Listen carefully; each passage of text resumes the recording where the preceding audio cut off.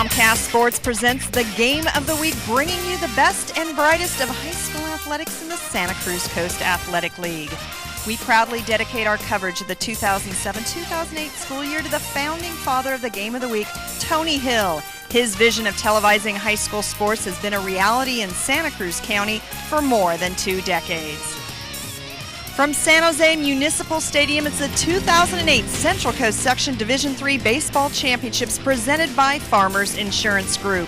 Today on the Game of the Week, Comcast Sports presents a high school baseball showdown. The third-seeded Live Oak Acorns of Morgan Hill face off against the top-seeded Santa Cruz Cardinals.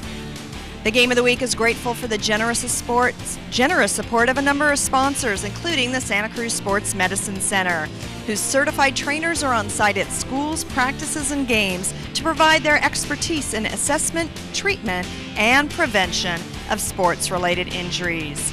And a big thanks to San Jose Giants Baseball. We're at their amazing venue today. It's fun, affordable, family entertainment, minor league baseball in the heart of San Jose.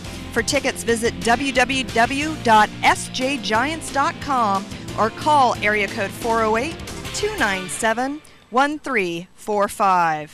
And a big thanks to A Tool Shed. When you need rental tools to get the job done, discover service at A Tool Shed with 7 locations to service all your rental needs in Northern California. With former Santa Clara Bronco Edmund Skirich, I'm Kirsten Fairchild. Good afternoon and welcome to a championship afternoon in San Jose. The Live Oak Acorns repeated as the Blossom Valley Athletic League Mount Hamilton Division champions this year. This marks their 17th consecutive appearance in the postseason, but their first appearance in a CCS title game. One of the big reasons why they've had so much success this season, they have a number of talented seniors on the roster, including left fielder Tim O'Rourke. He was named the BVAL Mount Hamilton Division Senior of the Year. You're exactly right. There are a lot of seniors on this team. O'Rourke, who pitched in the semifinals to beat Menlo 5-3. He's also their number 4 hitter, cleanup hitter, so he brings a lot of pop to the bat. Overall, just a great team player and hoping to give this team a win today. Santa Cruz High is searching for its second CCS title. They won their first in 2003 against Carmel. Now, Santa Cruz High finished second in the Santa Cruz Coast Athletic League behind Aptos, but here they are today playing for a D3 championship. Like Live Oak, a very senior-laden roster, but the junior second baseman, Dustin Torchio, one heck of a year he's having. Great year. He leads the CCS in runs with 51, has an over 500% on-base percentage. Again, he's one of many contributors to these offense today. A real potent offense. It's going to be a great game.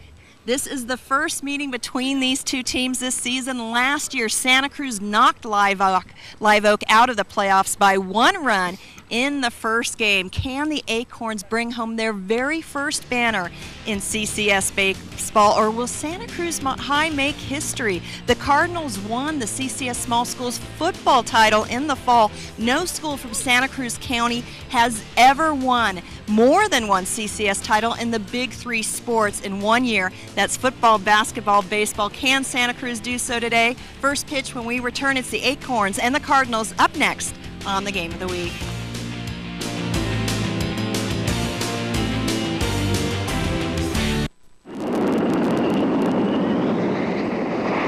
Hi, I'm Major Samantha Weeks. I get to live my dream every day of being an Air Force fighter pilot and flying the most advanced aircraft in the world. Before I could ever climb into this Thunderbird S-16, I had to prove my flying skills through intense training, hard work, and determination. The road to my goal was long and challenging, but the reward is out of sight. You too can live your dream and accomplish anything when you set your mind to it. I thought indoor tanning was safe. They said their tanning rays were less likely to cause a sunburn. What you need to know is UV light from indoor tanning can cause premature aging, including wrinkles, sagging, and age spots. So instead of making you look cool, it can make you look old. And even worse, UV light can increase your risk of skin cancer, including melanoma, the deadliest form of skin cancer, especially when exposed at an early age. And treatment can be surgery, and sometimes even chemotherapy and radiation. In fact, current estimates are that 1 in 5 Americans develop skin cancer. And 1 person dies from melanoma about every hour. I don't want to be one of them. I don't want to be one of them. I don't want to be one of them. This message brought to you by the American Academy of Dermatology.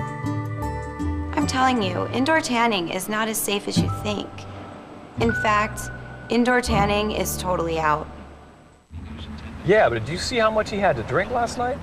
I can't believe that guy made it home. Nobody drives drunk anymore. Hold on, I got another call coming in.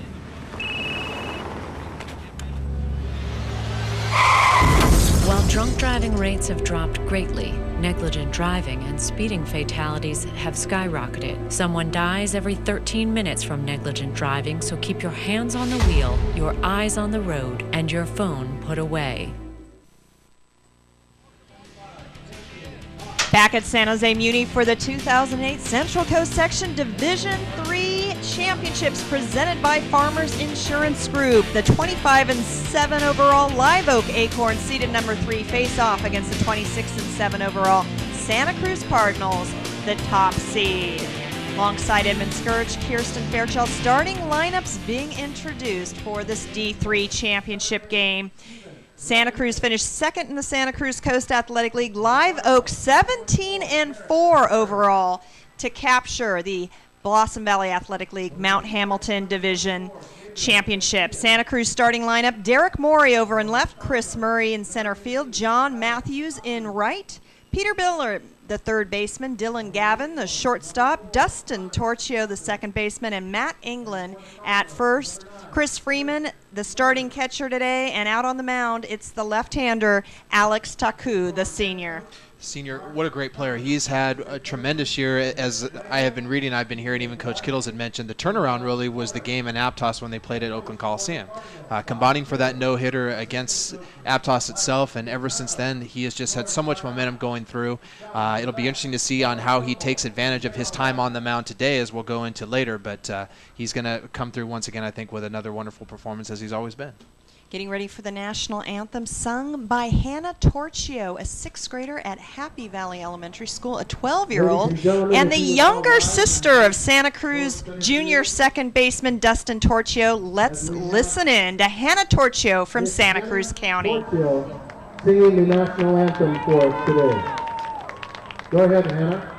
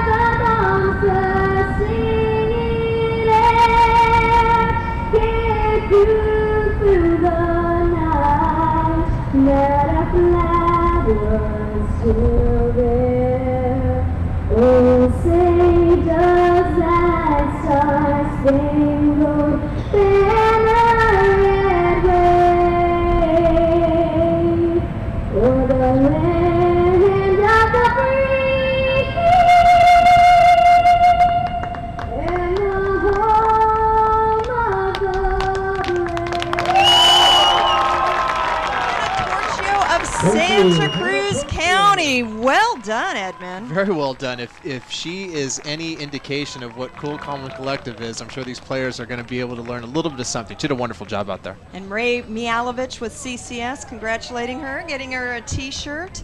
And our head coaches meeting at home plate with our officials, our umpires today.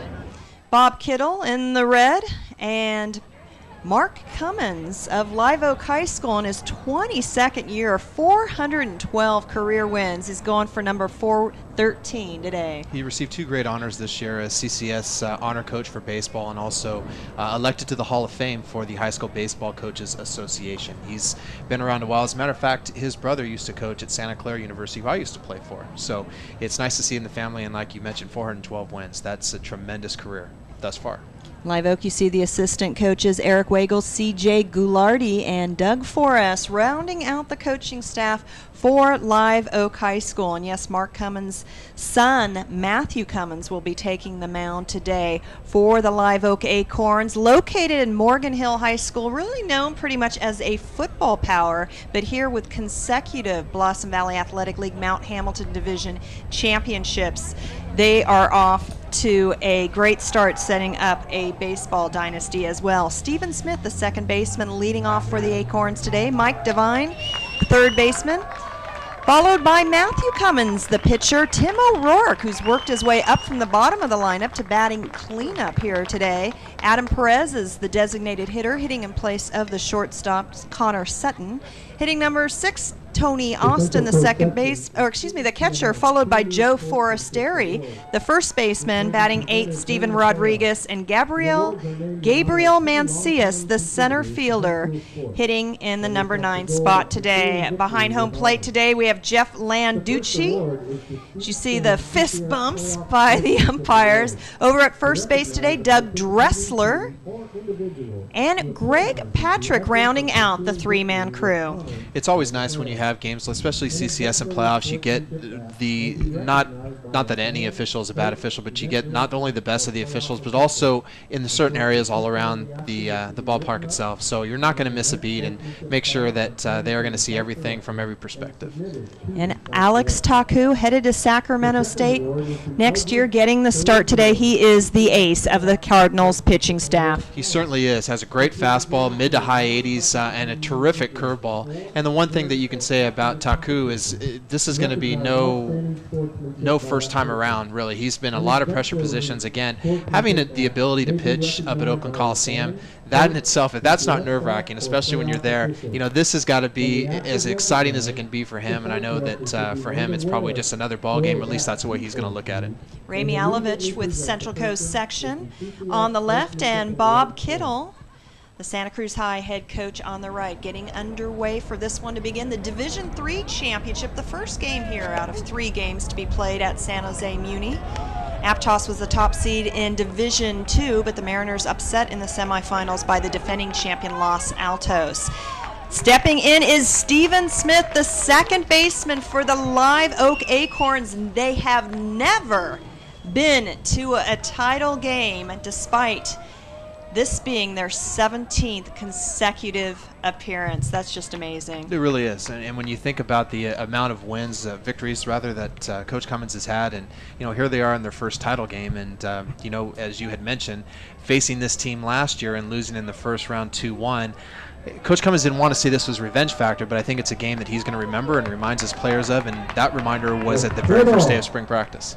The table has been set. Taku goes to work. It is Smith who looks at a called first strike.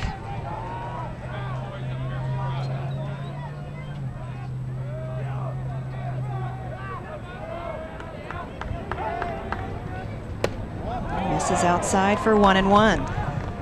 Taku with great delivery to the mound. He's got that low leg hit but high finish. Really comes through on his body when he comes across.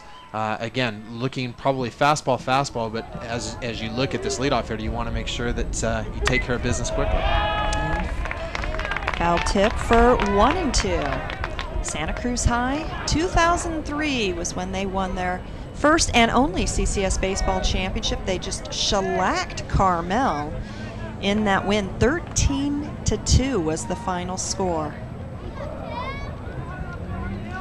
The 1-2, and off speed. No, that's called a ball.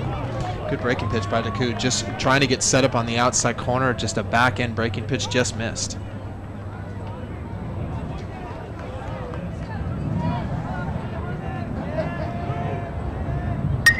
This one fouled out of play, out onto Alma Avenue here, very close to San Jose State University's athletic fields, and the Spartans sending off their graduating class today. I'm sure there were some cars out on Elma. See the coaching staff looking on for Santa Cruz High.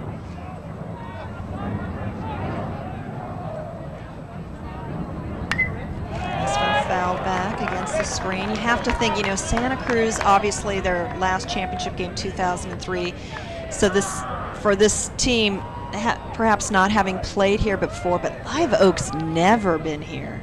No, but the good thing about Live Oak, and Coach Cummins had mentioned to it, this group of ball players have been together since they were youngsters. So, they have all know each other pretty well. They've all played together. They understand their strengths and weaknesses. And, I think that this would be a great finish to a wonderful career as you move to the next level. Count now full to the first batter, Stephen Smith, the second baseman for Live Oak. On the mound, Alex Taku, Santa Cruz High, the payoff pitch. Stays alive. And Smith is doing a great job. He's already made Taku throw 9 pitches already for this first at bat, and that's what you want out of a leadoff hitter. If you look at Smith, he draws the walks. He has a fair amount of strikeouts, but what it tells me is that he goes deep into the count and he really will make a pitcher work, and it's allowing the rest of these hitters an opportunity to see Taku, to see what he's had, his delivery, and pick up the ball focus. Hit hard towards center field. Right center, and making the play, Chris Murray for Santa Cruz High. First out of the ball game. And although it is an out, a great job by a leadoff hitter to really make Taku work deep in the count, throw a lot of pitches, and again, just allow his teammates a chance to see what he's doing. Very expansive field here for these high school players, San Jose Muni, as we see Freeman making the play. The third baseman, Mike Devine, stepping in, one away. Top of the first, no score, Live Oak, the number 3 seed. And Devine shows bunt.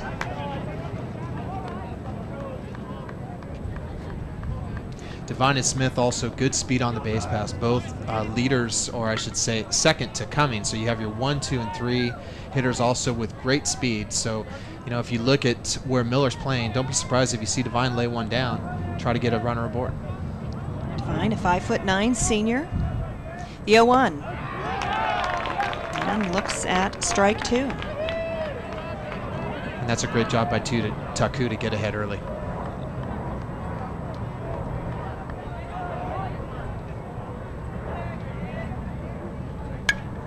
This one fell out toward Alma Avenue again.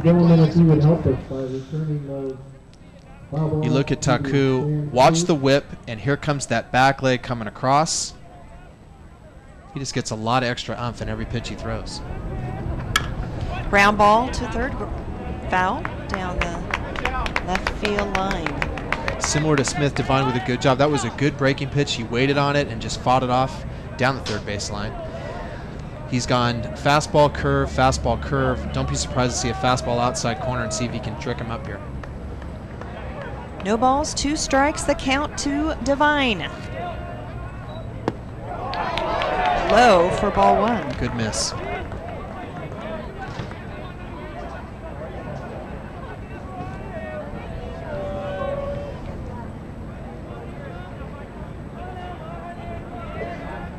The 1-2. And this one fouled back again. Out of play and out of the ballpark.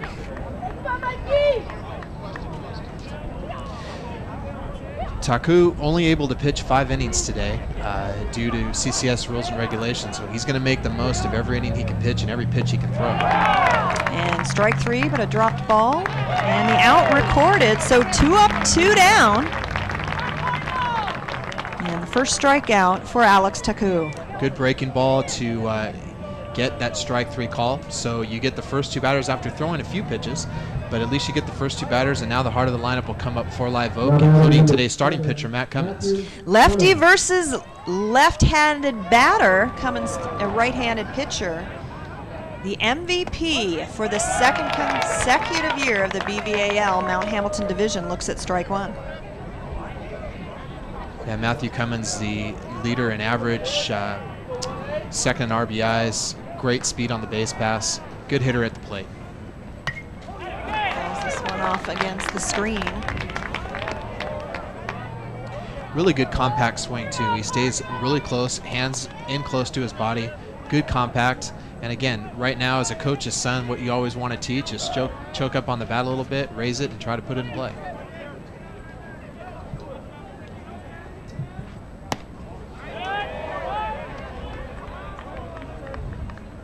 And Taku now is going to work both sides of the plate, work the outside corner.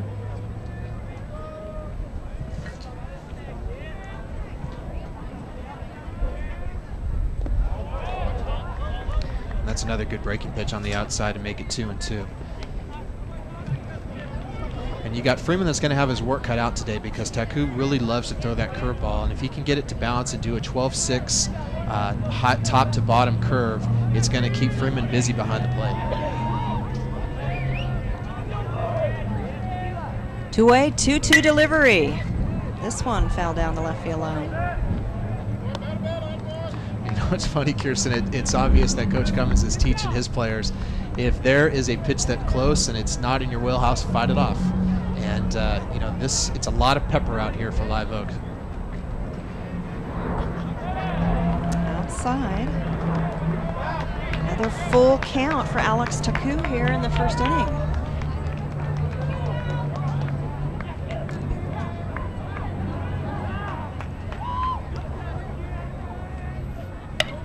Ground ball to first, that's foul.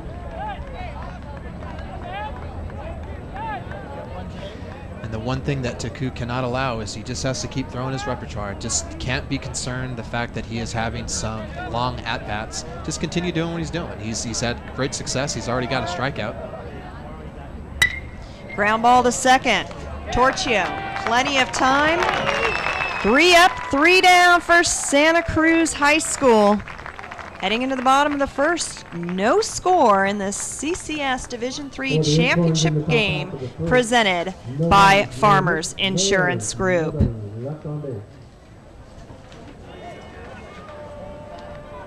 Live Oak High School, the number 3 seed, again their first trip here to CCS title game, and Tim O'Rourke, the Mount Hamilton Division Senior of the Year, getting the start in left field. Gabriel Mancias over in center. Stephen Rodriguez over in right. Michael Devine is the third baseman. Connor Sutton, the shortstop. Stephen Smith, second baseman. Joe Forestieri at first base. Tony Austin is the catcher. And rounding out the battery, Matthew Cummins. Again, the 2007 as well as 2008 Blossom Valley Athletic League Mount Hamilton Division Most Valuable Player. And that is a mouthful. Matthew Cummins, 1.72 ERA. He is second in the win column to O'Rourke, who has 10. Cummins with 9 wins, 3 losses. Good fastball, mid-80s, a great curve, and a great change. And as Coach Cummins had mentioned about his son, the curveball is going to be the key. If he can keep his curveball in play, keep it down, not allow it to hang up for these hitters, he's going to have an effective day. And similar to O'Rourke, similar to Taku, Cummins, no stranger to big games. He is considered a 1-2 punch as far as pitchers, and that's a great position for the Acorns to have. Bob Kittle in his 12th year at the helm of Santa Cruz High. You saw it, 7 SCCAL League titles, 1 CCS D3 title in 2003. And it is the second baseman batting .380, Dustin Torchio leading off, followed by Gavin Freeman Miller and Matthews, England, DeLucchi, Maury, and Taku. Again, Matt England previously on the Game of the Week against Harbor hit for the cycle, so the bottom of the order just as potent for Santa Cruz High School. 1-1 the count to Torchio.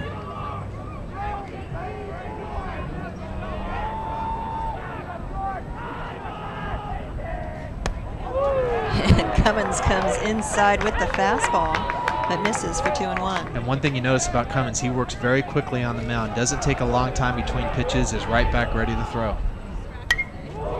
This one fouled out of play. 2-2. Overcast day, very foggy. The flags in center field whipping about. Not as windy out on the field. We've certainly had windier days this week. This one again fouled out in the stands. Not a lot of people in the stands, but you got to look lively out there. Yeah, that's a heat-seeking missile out there, and it found 2 people that were sitting all by themselves with nothing but open space around them. The 2-2. Ground ball, comebacker off the foot of Cummins, but the throw by Sutton gets him down, goes Torchio. And that's the way you get an assisted putout, off the foot of Cummins on the curveball that he threw. And a great job by Sutton to make what could have been a potential base hit into an easy putout. Dylan Gavin, the shortstop, heading to Oregon in the fall, stepping in. So we just saw a great play by his counterpart, Connor Sutton. Dylan Gavin, considered one of the best shortstops in the Santa Cruz Coast Athletic League as well. He looks at strike one. And you know what's nice, Kirsten? There are so many ball players from the SCCAL, and you know, with Live Oak and other teams, they really have done such a great job in building ball players and having a lot of folks go to the next level. And I think the Santa Cruz Coast Athletic League is really stepping up, and you're seeing a lot more after a wonderful season, one that's going to be real memorable. Gavin down in the count, 0-2, swings, fouls one back. Boy, you're right. Matthew Cummins kind of reminds me of Kyle Anderson from Aptos High. Not a lot of time in between pitches. No, and it doesn't allow Gavin, which is a really good thing for the Acorns. It doesn't allow these hitters a chance to really get settled and keep the capacity. Down goes Cummins. Excuse me, down goes Gavin. Cummins with his first strikeout, victim of the afternoon.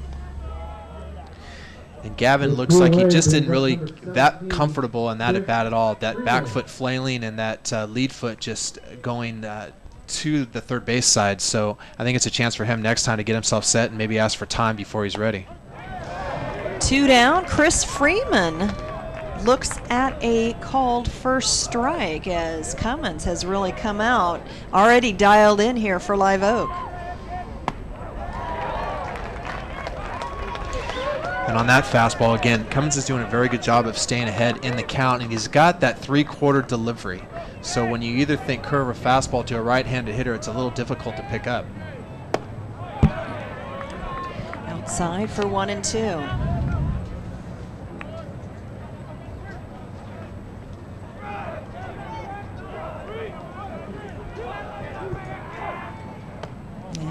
Off speed, missing outside as well, so 2-2. And that's going to be the key for Cummins. If he can't get that curveball, and I think if you look at Freeman, he's got the right idea. You sit back in the batter's box, wait on that fastball, because Cummins' curve keeps missing high and outside. Back-to-back strikeouts ends the inning. Santa Cruz High and Live Oak battling for a CCS D3 championship. More from Uni Stadium when we return.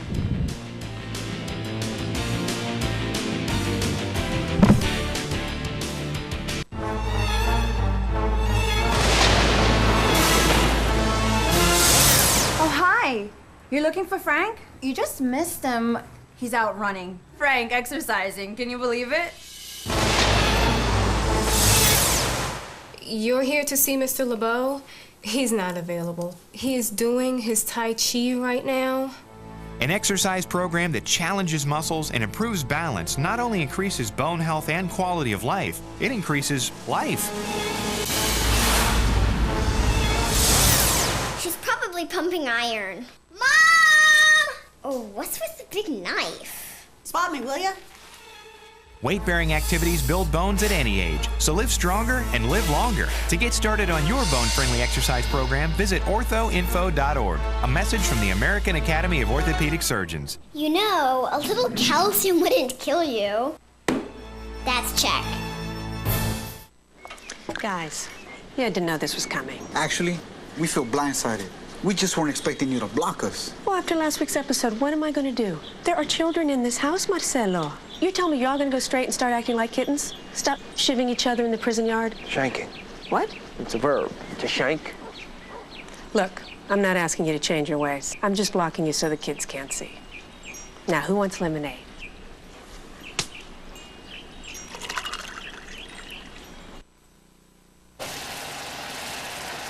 I don't know where the spatula is, but I know where the giants are.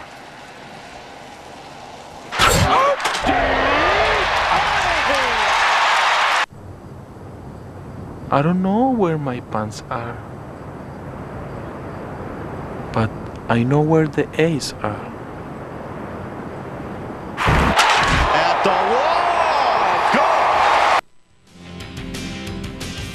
Ready for second inning action between the third-seeded Live Oak Acorns, the top-seeded Santa Cruz High Cardinals. The final game of the year. What's on the line? A CCS Division III championship. Muni Stadium, the site for this one. And got fireworks? Pick your own mini plan this season and guarantee your seat to every fireworks show here. San Jose Giants baseball, including July 4th and 5th Fireworks, baseball, and barbecue, the best way to celebrate the 4th of July. Enjoy San Jose Giants baseball. Kirsten Fairchild along with Edmund Skurich. Leading off, it's the cleanup hitter, the senior of the year, Tim O'Rourke, the left fielder for the Acorns. Taku, similar to Cummins, is getting a lot of first call strikes on the first pitch, and then he works his way back in the count, but doing a great job of staying ahead, especially with the cleanup hitter. We know about the high-powered offense of Santa Cruz. Edmund, is this going to be a pitcher's duel today? Well, if you look at the amount of strikeouts that both pitchers have, I would have to say yes. You're having power hitting against some really selective pitchers. Off speed. Still 0-2 to O'Rourke. And that's a great curveball by Taku if he can keep it down a little bit more, because I think when you come back around the second time for both sides, it makes it a little bit easier. For Taku, he's got to get that curveball down, and for the Santa Cruz hitters, they just have to find that release point by Cummins, who is effective in trying to keep that hidden. O'Rourke, the second strikeout victim this afternoon. He'll head to the dugout. And you look at the delivery right there, just inside corner, great pitch by Taku, broke down and on the inside corner of the plate. Just a great job to get a second strike. Hitting in the number 5 spot today, Adam Perez, the designated hitter, hitting in place of shortstop Connor Sutton. Big cut for 0-1. So 1 down, top of the second. Neither team with a base runner up till this point.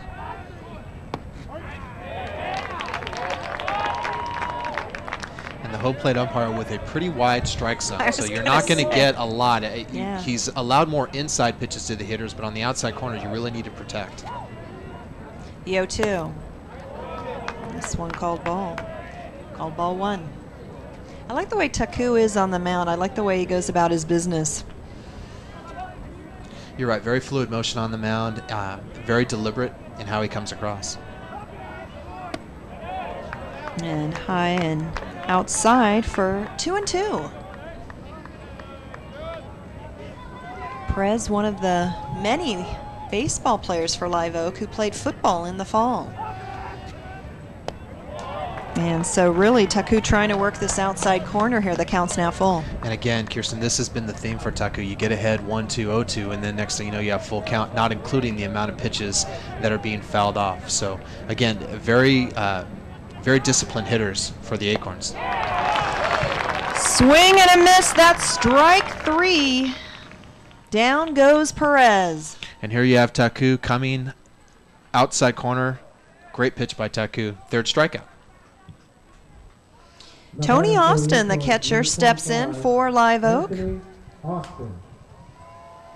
Live Oak, again, located in Morgan Hill. For a long time, they were part of the leagues down in the Monterey area, but recently with the realignment that sent Watsonville down in that area, it sent Live Oak and Sobrato up north as Austin looks at strike 1.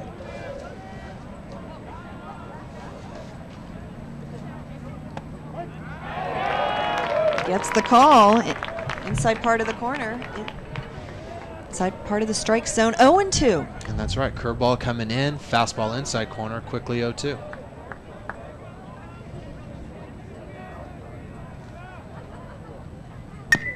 Ground ball.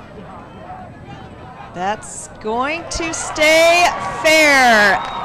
Live Oak's Tony Austin, first base runner of the afternoon. And that is a C&I single, just a fastball away. Austin doing a really good job of just trying to put the ball in play and trying to keep himself alive, and stays on the inside part of that foul line. So great job by Austin to get the first runner aboard. Joe Forestieri, the first baseman, steps in. How is something hard like that to take for Taku? Not at all. Nothing I think is new for Taku, and he seems to be very comfortable out of the stretch as well. And high for ball 1. So 2 down, top of the second. Austin aboard for Live Oak. And I think the one thing that helps is Austin is not a real threat on the base pass, so they might be able to get the force out should Taku get a ground ball. Sent toward right field. And making the play is John Matthews. Live Oak, no runs on 1 hit No Santa Cruz errors and one left stranded heading into the bottom of the second. Still no score. You're watching the Game of the Week on Comcast Sports, and the Game of the Week would like to express its heartfelt thanks to Bailey Properties. Whether you're buying, selling, or refinancing, call Bailey Properties in Aptos in Santa Cruz County for service you can trust. Relax. Let Bailey Properties do the work. Kirsten Fairchild's along with Edmund Scourge, and we'd like to welcome our viewers down in the Monterey and Salinas areas as well as in Santa Clara County. Game of the Week, we're usually broadcasting throughout Santa Cruz County, but happy to welcome a bigger audience today for the Central Coast Section Division III championship game. It is really nice, and as you had mentioned before the end of the inning, you know, Live Oak being very familiar with a lot of the teams in Santa Cruz and the Monterey Bay as a whole. So it's nice to have this audience and be able to have the broadcast head up north a little bit more. That's nice. A home of the San Jose Giants baseball, and that sure is a lot of fun to come out and watch the Giants advanced single A team come out and compete. In fact, Tyler Latorre, an Aptos High graduate catcher, is with that ball club. When you look at Cummins, he just whips that pitch when he comes through it. And again, the one thing that Santa Cruz hitters, at least what I have seen, the first 3 hitters that have come, it's hard to pick up that release point. You look at the cloud cover, that's a great cover for a baseball, at least when you're trying to find a pickup point. So Santa Cruz just needs to be patient and try to find that. And the flag's blowing. We were down on the field earlier, Edmund. I didn't notice it so windy Thursday or a couple days ago for the semifinal. Unfortunately, the first day of the Summit Fire, boy, the winds were gusting severely. You're exactly right, the last 3 days actually. So it's great conditions today. Peter Miller, the sophomore third baseman, stepping in for Santa Cruz. Leading things off here in the bottom of the second.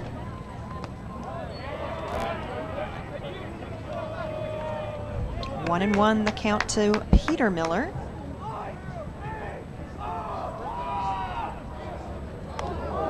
And no, did it hit him? I think it went right behind him. Peter Miller more surprised by everyone. Whoops. That one getting away from Cummins. Comes firing back.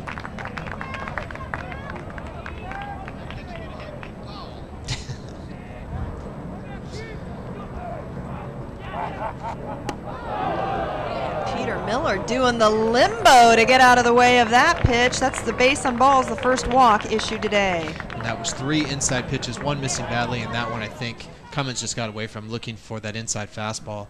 Miller, a great hitter, as are Matthews and England. So, you know, here you have it. You got that base runner aboard, and if these guys have a chance, hopefully they're talking to one another, saying, where are you going to find the pickup point, etc. Cummins comes back inside. John Matthews, the right fielder. 1-0 the count to Matthews, and that is going to bring Tony Austin out to try and settle down as senior pitcher. And it's also going to bring Coach Kittles to remind his hitters, hey, we are going to take some pitches. Let's make sure that we get the fastball and get him back on track, and don't help him by any means.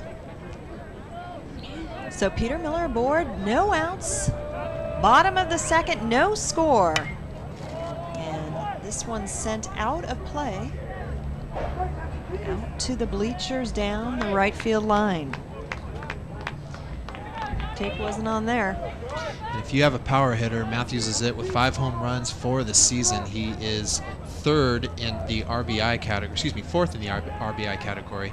But, you know, 8.4 runs per game, over 200 runs. This is an offensive powerhouse for Santa Cruz.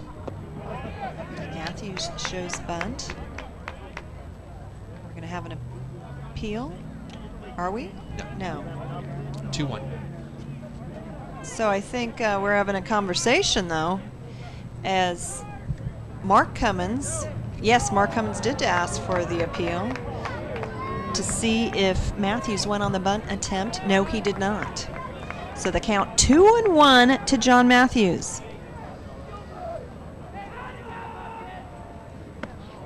Big cut for 2-2. That's a huge cut at 2-2. And Matthews, I think when you are the number 5 hitter and you lead the team in home runs, I think to have to bunt first, you're going to make up for either a missed bunt or the fact that you even have to do it. This one fouled down the left field line. that's that inside curveball that Cummins continues to come through with. I mean, with the exception of a first pitch curve that he threw to Miller, it's mostly on the inside corner that these pitches are coming. Still 2-2. Lifted high towards center field. And as we see, Mancias have to come sprinting in, but makes the play. One down. And if you look, that wind is blowing in. So a lot of these players are really playing about mid outfield and really preparing themselves that the ball is going to fall a lot shorter than expected. So one aboard, one out for Matt England, the first baseman. Matt England. And Kirsten, how nice is it that your number 6 hitter's average is 377? Insane. Matt England, again, we saw him hit for the cycle at Harbor High School, finishing up with a triple. Very, very exciting game. He was our Crate Place player of the game for that one. Fouls this one down, fights off a pitch, fouls it down the right field line.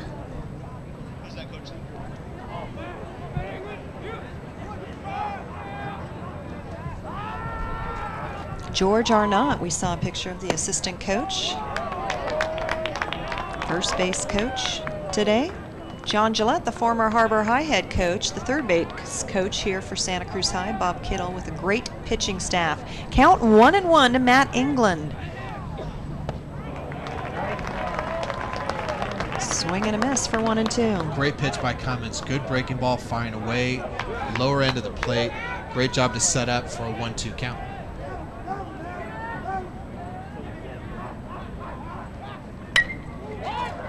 Called foul.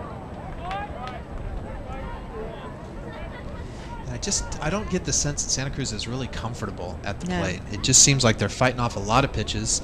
You know, if you look back at Gavin and Freeman, they just didn't seem to really be able to pick up where the ball is coming. So, you know, they've really just got to settle in and find that release point. But they just don't get the sense they're really comfortable at the plate, at least right now.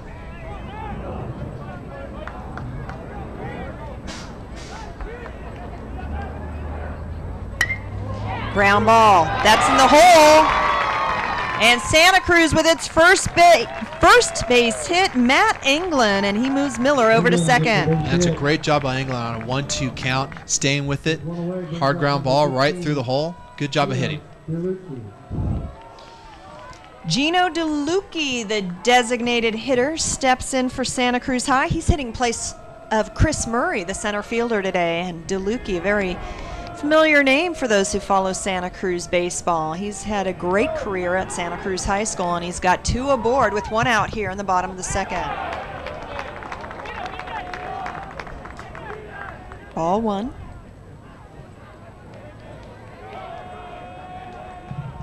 DeLucchi, the quarterback on the Cardinals football team. 1 ball, 1 strike, the count. That was a good cut by DeLucchi. Great size at the plate. And again, if you can, if it's possible, you want to go to the right side of the plate if you can. So those curveballs that Cummins is throwing, if he throws one across the plate, you can go to the right side. You're going to advance a couple runners over. But again, you just want to get the ball in play. This one over the head, and we see making the play at second. It was, we saw the ground ball over the head of Cummins. That's a great play by Connor Sutton, the shortstop for Live Oak. I'll tell you what, Sutton, you talk about a great unassisted putout, a great dive at coming across the second baseman, but the dive at second just to get that force out. Great job by Sutton. So runners at the corners for Santa Cruz High School. 2 outs, and Derek Morey, the left fielder, steps in.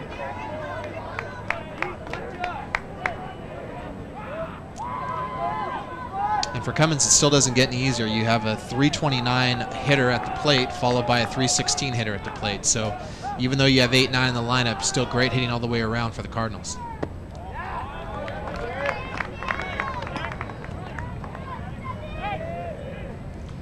One and 0 to Morey. Morey, the junior. Fouls this one out of the ballpark.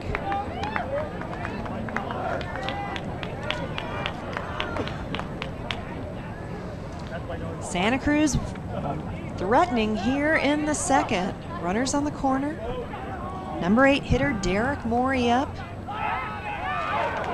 And Live Oak ready to head to the dugout. But DeLucchi gets back in time. Yeah, DeLucchi caught sleeping at first and did a great job to get back and just slid underneath that tag.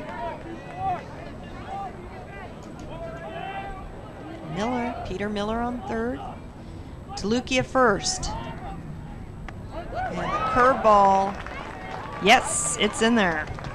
1 and 2. That's a great curveball in the inside corner. A good job of pitching by Cummins. So you're ahead in the count 1-2. This would be a good place for either a fastball outside or come right back with that curve one more time. And again, Cummins throwing down to first.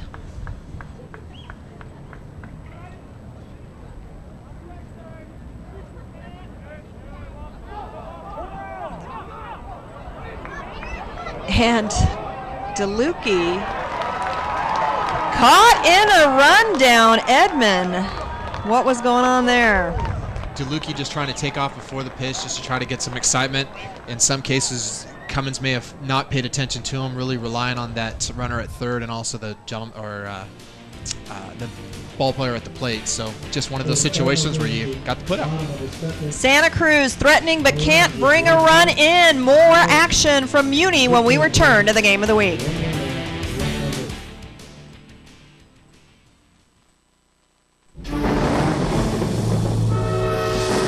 What do you want from the all-powerful laws? I want a brain. People wonder how I got to be the all-knowing Wizard of Oz. And sure, smoke and mirrors help, but you gotta have the smarts to go with the show. I go to USA.gov, the official source for government info. Pick up the student loan form to your right. Your other right. Next! I need a heart. Medicare? Heart? You're covered. Next! I want to go back to Kansas. Kansas? Oh, that's a toughie. Back to USA.gov, passport applications, travel advisories. Uh-oh, looks like the perfect time to find that new government job. For federal and state government information, there's no place like USA.gov. Farewell! Now available by mobile. 95.3 KRTY's Outlaws in the Outfield, featuring Jason Aldean and Emerson Drive, presented by the San Jose Giants.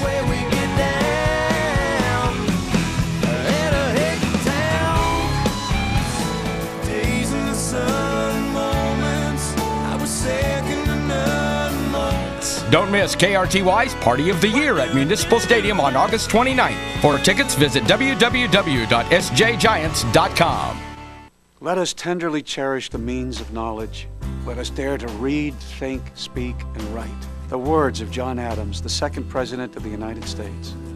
Our founding fathers were committed to education for all. Yet today, 44 million Americans can't read a newspaper or fill out a job application. I'm David Morris, asking you to help. Visit the website on your screen to find out how. Remember, leaders are readers, so lead the way with Comcast. Support literacy and reading programs. Chris Sharp of Santa Cruz High, an alum, part of the magical state championship team from a few years back, here to cheer on the Santa Cruz High team, his alma mater. Back at Muni Stadium for the Central Coast Section Division III Championship game presented by Farmers Insurance Group. And a big thank you to A Tool Shed Rentals. A Tool Shed Rental should be your first stop for all your rental needs. We have the tools and equipment to make your weekend or major project easier, from compaction equipment for contractors to lawn and garden equipment for the homeowner. We have it all. A Tool Shed in San Jose. Live Oak, top of the third, Steven Rodriguez, the right fielder, looked at ball one. This one fouled out of play. Taku can go 5 innings today, as you mentioned, Edmund, since he pitched 5 on Tuesday, earlier in the week in the semifinals. And from Taku's perspective, he would love nothing more than to try to get ahead and put himself in a position to win this ball game. But you know, for 5 innings, you keep reminding yourself that, hey, every inning's got to count. 1-2 the count to Rodriguez. This one foul down the left field line. And it's that slow breaking pitch coming across. So good job by Rodriguez just to stay calm, keep your weight on your back leg, and just try to put that in play. Rodriguez, the #1 running back for the Live Oak Acorns. This one fouled out of play as well. Top running back for the football team, GPA of 4.0, and here he is, part of a team trying to bring home the first CCS baseball banner to Live Oak High School in Morgan Hill. Fouled again, out of play. And if you look at Rodriguez at the plate, behind on both of those fastballs coming. So if I'm Taku, I would try to set up a curveball coming across to the inside corner. Ground ball to third. Peter Miller bobbles it. Can he beat out Rodriguez?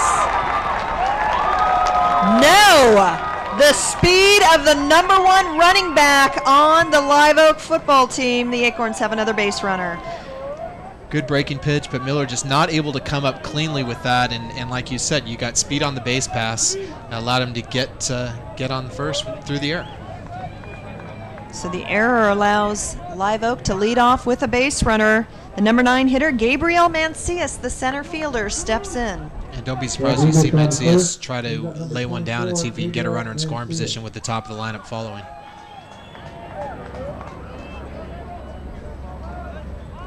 Mancias bunts this one foul.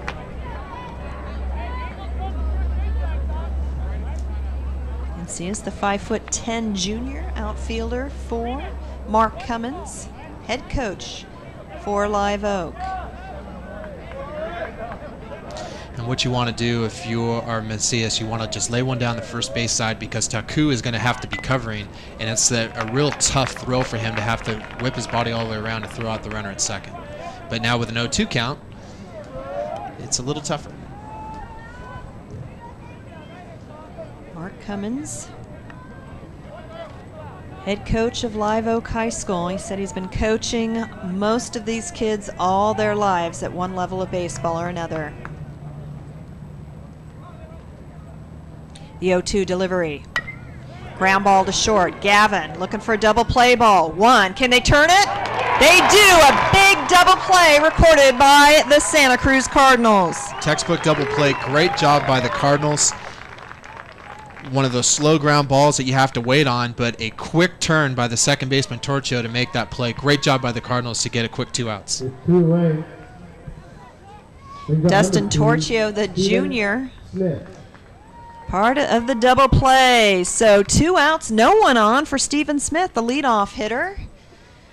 He was retired on a fly ball to center field to lead things off in this ball game.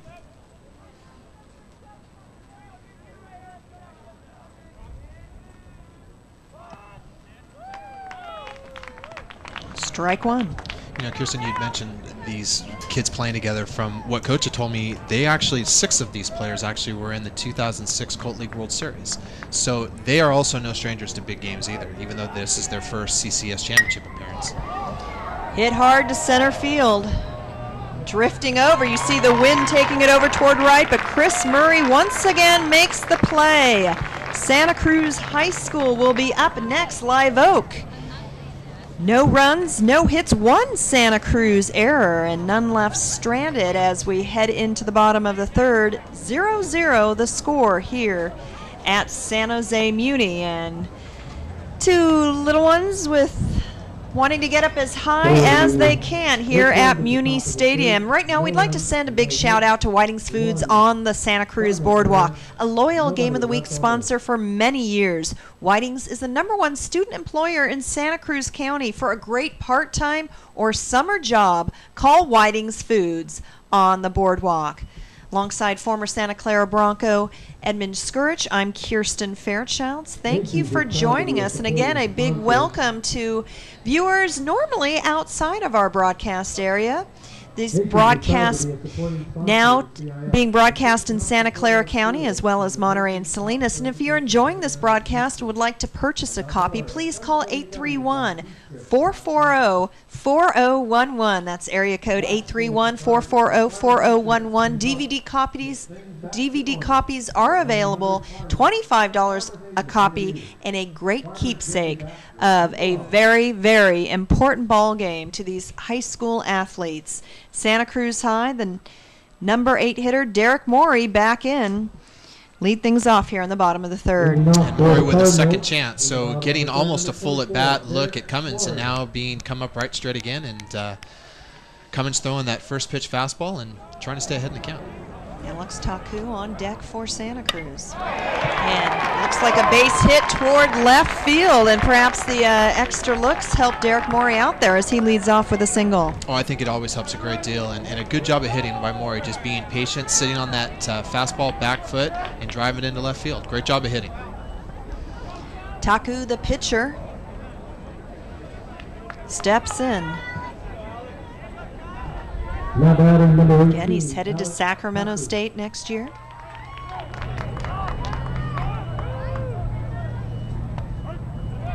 Looks at strike one. High fastball outside corner, and Coach Kittle's playing the percentages, trying to move runners over, and it's interesting that you can still do that and you have a .316 hitter at the plate. So again, he's got a lot of options and a lot of different ways that he can try to get a runner aboard, either be hit and run, having Taku sacrifice him over, or at the very least just let him swing away. No outs, one on for Santa Cruz. Bunt laid down. Cummins comes off the mound, looks towards second. Instead throws out Taku, so the sacrifice successful as Morey now down at second.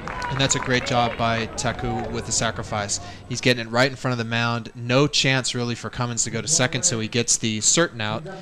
So now Santa Cruz, once again, as with last game, with a runner in scoring position, chance to take the lead in this game. Torchio, who grounded out to short in the first inning, steps in. 24 RBI on the season for Torchio. Would love to make it 25 here. Curveball missing outside for ball one. That's right, backdoor curveball missing. Torchio, Gavin, Freeman, all with the chance, as they've seen Cummins pitch through the first go-around, just try to pick up that release point. Hit hard toward left field. And the play made by Timothy O'Rourke. So 2 outs. Keeps Morey at second, and up steps Gavin, who struck out swinging in the first. Cummins is able to get a little bit ahead of Torchio, just all able to do is slap it to left field. So again, Cummins with that quick release, and it is. I can see why he has 93 strikeouts. It is tough to get yourself settled, and it really doesn't give you a chance mentally to relax, let your hands loose, and try to drive the ball somewhere. Gavin up. Ground ball to second. The backhand. And the play made by Steven Smith. So Santa Cruz again threatening with a runner in scoring position, but the Cardinals, no runs, 1 hit, no live oak errors, and 1 left stranded after 3 innings of play. 0-0 the score at San Jose Muni.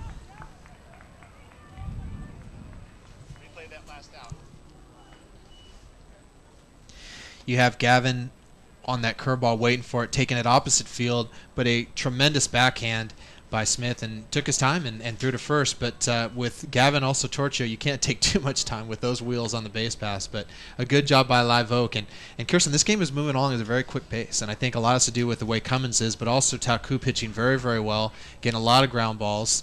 The only thing that's been slowing up for Taku himself is just the Acorns working deep into counts. But other than that, it's just been a very quick ball game. It certainly hasn't, and these two programs are really familiar with one another, Edmund, although they have not played this year. Last year they met in the first round of the playoffs, but they had scrimmaged for like 6 or 7 years in a row. So Coach Cummins, Coach Kittle, longtime coaches for their respective programs, they know something about the way the ball the ball clubs are going to come together. They really do. And if you ask Coach Kittles, you know, the question that was asked, do you see yourself, and is there any advantage that Live Oak played you last year in the scrimmages? And he said no, because we're such a different team. And he said, you know, we haven't had the offensive firepower last year that we do now. And he said, you know, you can't take any one of our hitters for granted. And he said, not that Live Oak would, but at least we're a different ball club much more than we were last year. We're more situational. We're more power this year.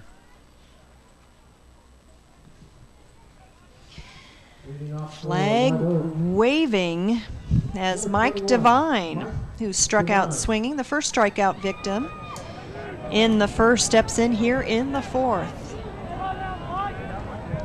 Mike Devine, the third baseman, up for Live Oak. As Taku comes inside for ball one. Missing the corner.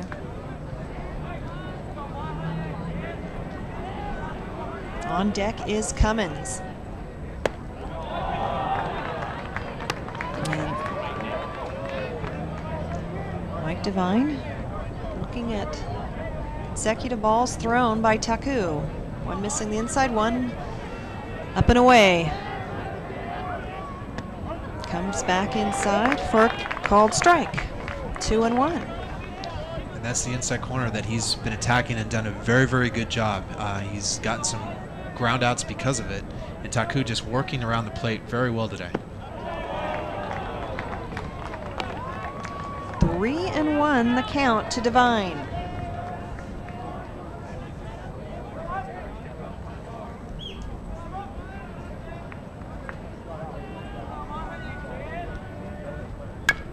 Ground ball to third. Peter Miller charges and makes the play. And that's a great play by Miller. Those are always the tough, those short hops, and he just kept his body in front of it. Did a great job on the put out, but again, those are never easy. As you see, just that quick hop right into the body. Good job by Miller. Number 7. Cummins grounded out to second in the first inning, steps in. He'll be pitching at West Valley College next year. West Valley College over in Los Gatos, Saratoga area. I think Kirsten, when he's not pitching, he may get some time in the field somewhere too with his ability to hit and run and everything else. He's just a really good, complete ball player. I didn't have a chance to mention during his previous at-bat that he and Dylan Gavin, the Santa Cruz shortstop, very familiar with one another. They played on a same ball club over the summertime last year.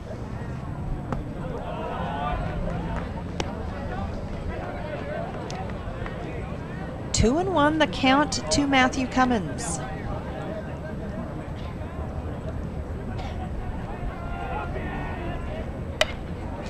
And ground ball, foul.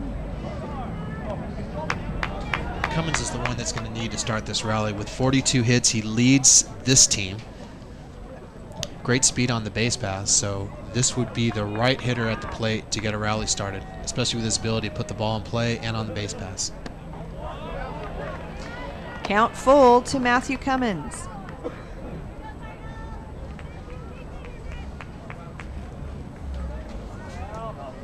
Live Oak 17-4 to win the BVAL Mount Hamilton Division. Ground ball to Gavin. Throw picked up out of the dirt by England. Cummins will head to the dugout. Great scoop by England. It looked like it was just a short arm throw by Gavin, but you know, to have a first baseman like England that's familiar, good scoop to make the out. O'Rourke, who went down swinging in the second, steps in for his second at bat. He, depending who you talk to, whether he's the ace of the staff or Cummins, but if we do see O'Rourke today up on the mound, Edmund, I believe he's near his maximum of innings pitched. Yeah, like you had mentioned, you have a great 1-2 combination, but with CCS rules, you only are allowed so much. So if you're Live Oak, you can only hope that Cummins can continue pitching this masterpiece that he has thus far. Taku, the curveball, big swing and a miss by O'Rourke.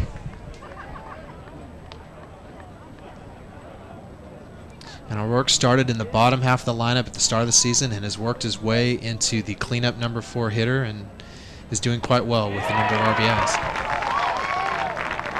Strikes out for the second time today. Alex Taku and the Santa Cruz Cardinals attempting to win the school's second CCS championship. And again, you have a power hitter as a number 4, and you got a great power pitcher, but Taku getting with that fastball, breaking away on the inside or breaking down on the inside corner for the strikeout. Good piece of pitching. You're watching Comcast Sports Game of the Week. Headed into the bottom of the 4th, still no score here at San Jose Muni. Time now for a special thanks to Severino's at the Seacliff Inn in Aptos. Quality food and inviting atmosphere makes Severino's at the Seacliff Inn in Aptos a favorite for locals and visitors alike. Breakfast, brunch, lunch, and dinner and dessert, along with a great cocktail hour. Seacliff Inn, Severino's in Aptos, a great place to visit.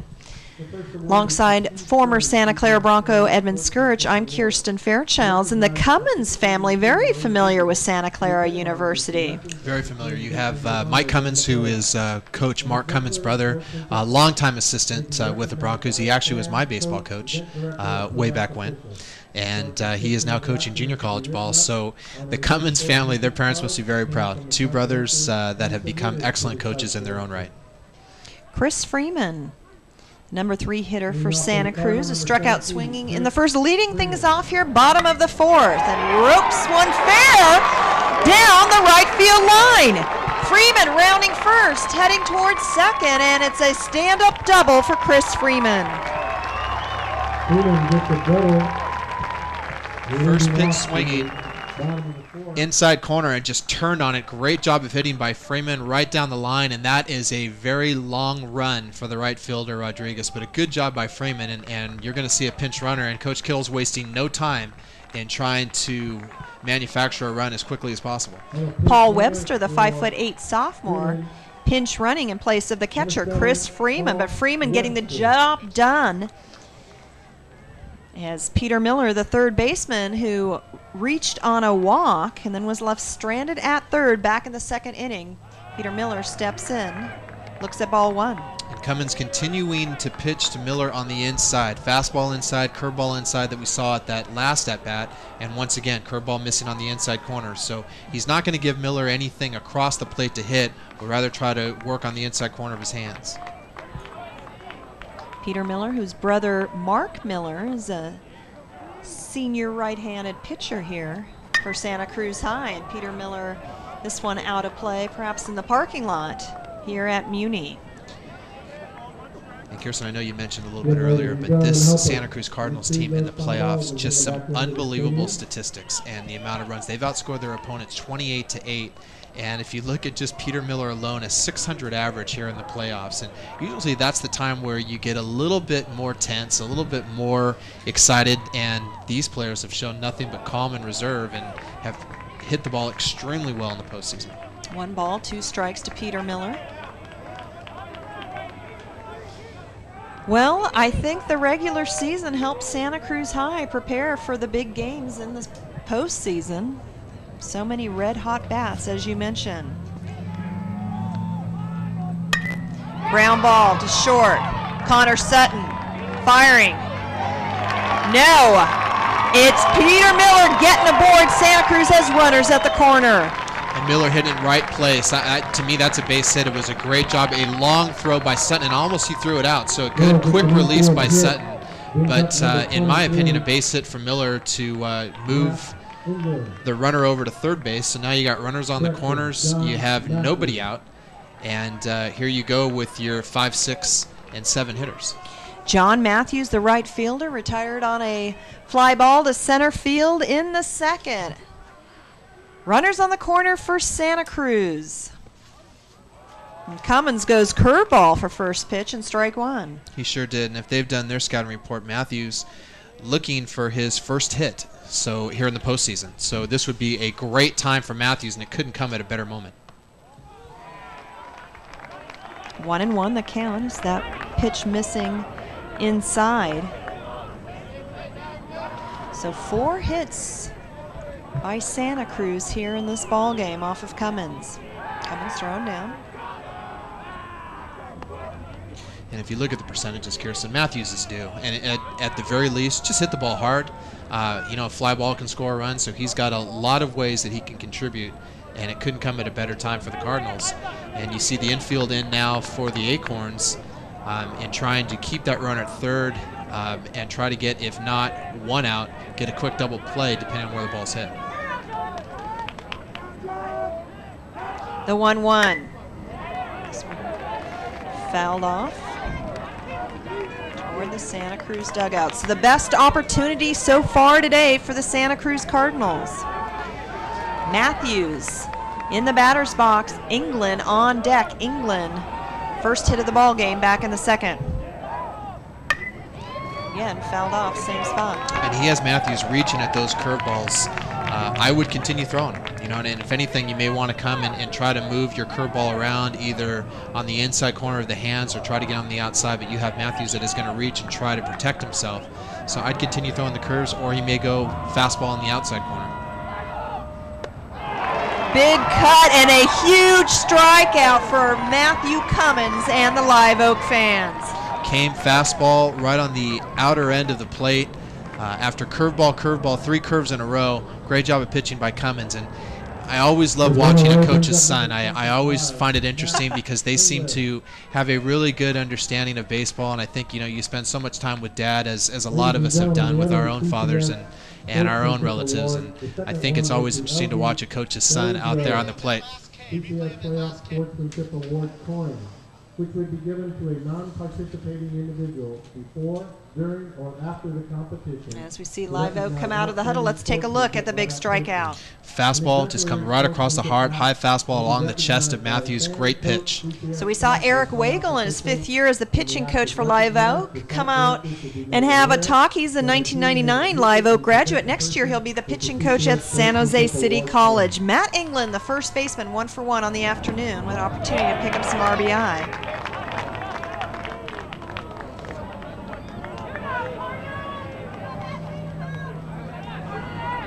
First pitch, a ball. Again, runners in the corner, 1 out for Santa Cruz. Comes back upstairs for 2-0. On deck, Gino DeLucchi. Reached on a fielder's choice back in the second. Cummins. Everything about him is so compact and quick and powerful. He does a really good job, and it's his responsibility to keep these runners close and won't allow Miller to get a quick jump.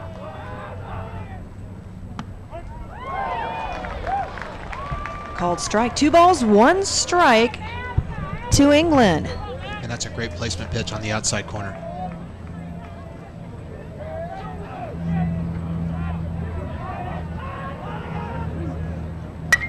Ground ball to Sutton. Goes for the double play. They turn it. Live Oak's defense and the pitching of Matthew Cummins once again gets them out of a jam. 0-0 the score. 5th inning action of the Central Coast Section Division III Championship game presented by Farmers Insurance Group when we return to the Game of the Week on Comcast.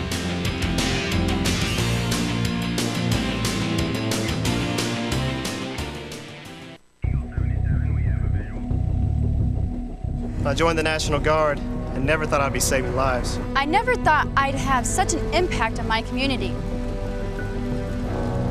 It's more than money for college. It's built my character and given me a sense of accomplishment. Citizen soldiers have 2 missions. One is right here at home during emergencies. The Guard opened the door for me. Now I'm on a career path, and I'm the leader of my team.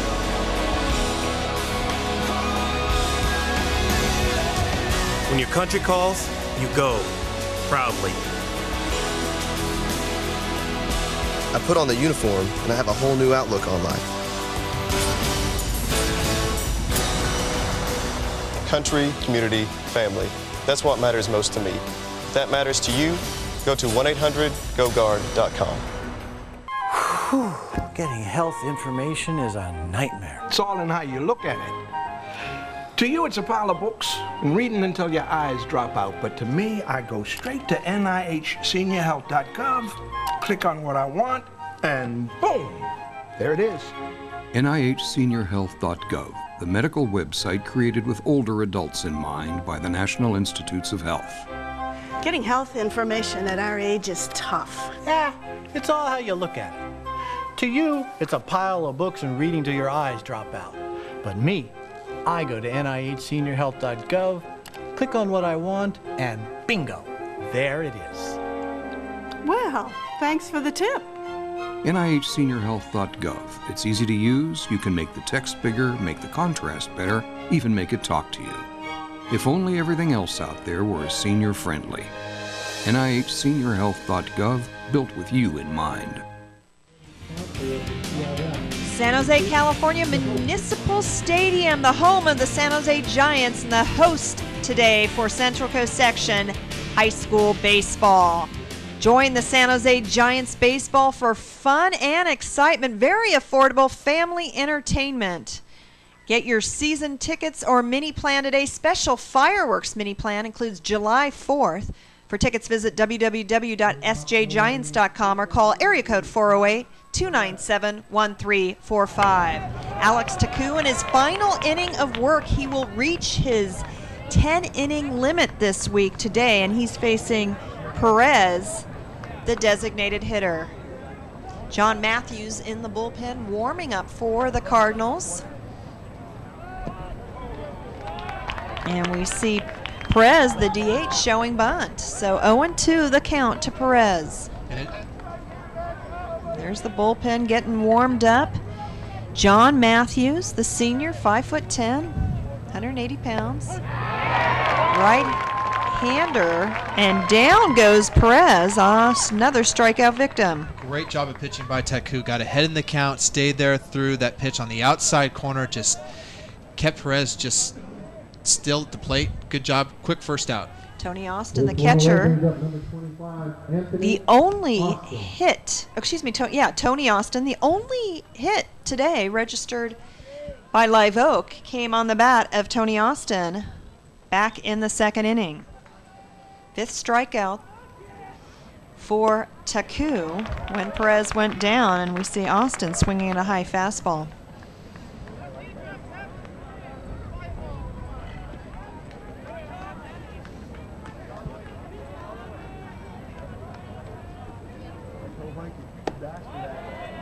We saw Perez, who had been playing the catcher position for Live Oak. He was DHing, and now Austin playing the catcher. Perez, I understand, broke his hamate, which is a bone in the hand, and unable to catch.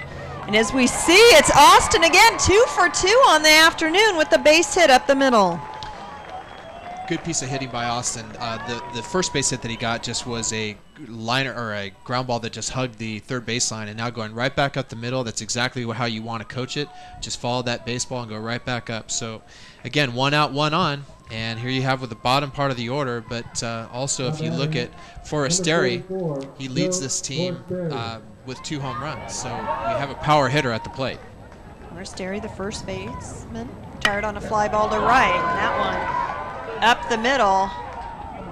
And we see what a double play. Torchio, the real deal for Santa Cruz, unassisted on the first part.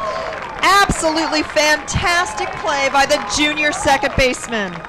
Great job by Torchio. This is the second time that he's come up with a great play. Again, you had that ground ball. Taku just couldn't get the glove down in time, but here you have Torchio scooping it from a Gavin coming across and getting the unassisted double play. Game of the Week relies on the support of the business community, and right now we'd like to thank Western Gate and Garage Door Company for state-of-the-art, good old-fashioned quality and service. Call the experts at Western Gate and Garage Door Company in Santa Cruz County. They do great work. Kirsten Fairchild's alongside Edmund Scourge as we head into the bottom of the 5th. Edmund, Alex Taku, what a game he's having, but we're not going to see him again on the hill for Santa Cruz. No, but he really has. He's getting high fives all around. A lot of his teammates giving him hugs, telling him, hey, great job. Again, he's pitched his 5 innings, and outside of 2 hits, did a remarkable job out there, had some great defense behind him. But as pitcher of record, this would be a great chance for his teammates to pick him up and try to get him a run. But again, from Coach Kittle all the way down, all these guys just saying, hey, you know, this career has been phenomenal, and you can't ask for a better way to finish your high school career than what he did today. And that's such a magnificent point. What a career for Alex Taku, known for so many years, it seems, as one of the best pitchers in the Santa Cruz Coast Athletic League. That was the final inning of work in high school by Taku in the final game. And we will see him again, Sacramento State next year, and I have a feeling that he is going to be one of those pitchers that's going to get better and more development, more maturity.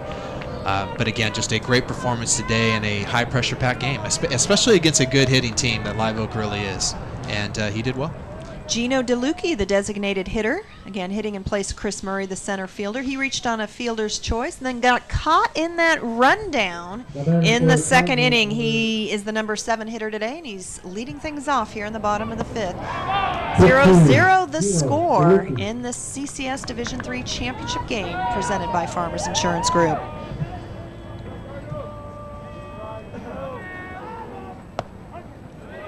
How does Cummins look at this point in the ball game? He looks really good. Interestingly enough, that first pitch curveball I thought was more of a strike than the fastball inside corner, but maybe my vantage point's a little bit differently. But no, he's done a very good job, and again, he just works so quickly.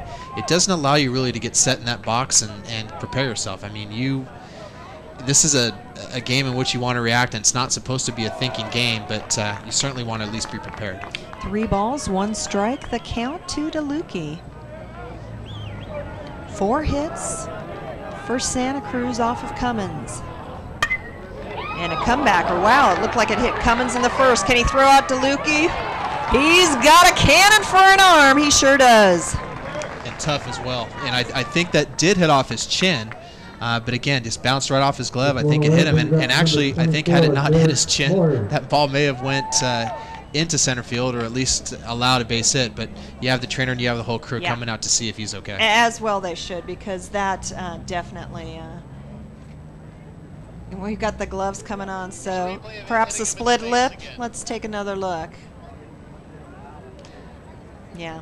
Yeah, right above the lip, it looks like. But again, and really, DeLucchi with a good job of hitting, but that just hit him right in the upper part of the lip. But that's just mental toughness, just to find the ball, react real quick, and get the out. And you have his teammates that are probably rib him for a little bit. Well, and there's not too many times you think, you know, having a ball ricochet into someone's face would pay off for someone, but in this place, as you mentioned, it kind of takes away the good piece of hitting by DeLucchi. Matthew Cummins, a tough guy, DB on the football team, and also a quarterback for the Live Oak football team. He remains on the hill.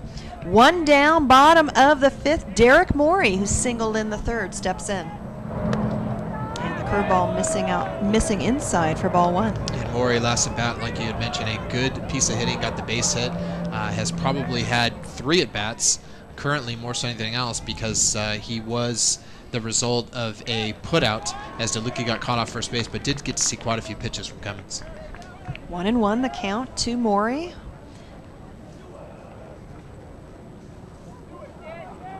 And Taku on deck. What might be his final plate appearance, unless they move him around. And this one, I believe, off into Alma Street here in San Jose. And the sunshine for the first time today. And the sky is so dramatic from the summit fire over the Santa Cruz Mountains. As we see Cummins with the punch out, down goes Morey. Cummins just working the inside corner, 3/4 delivery.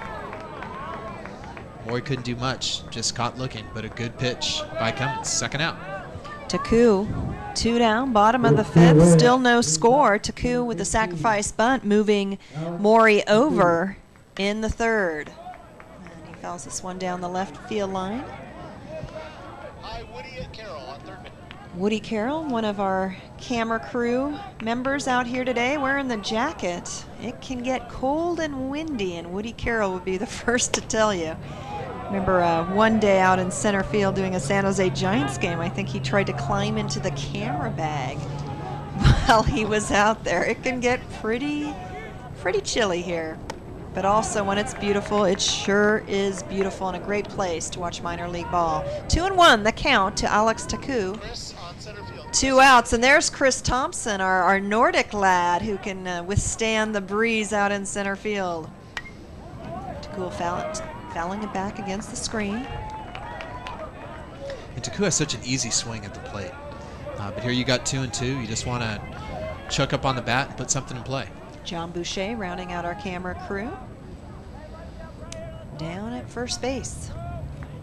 Great facility here at San Jose Muni.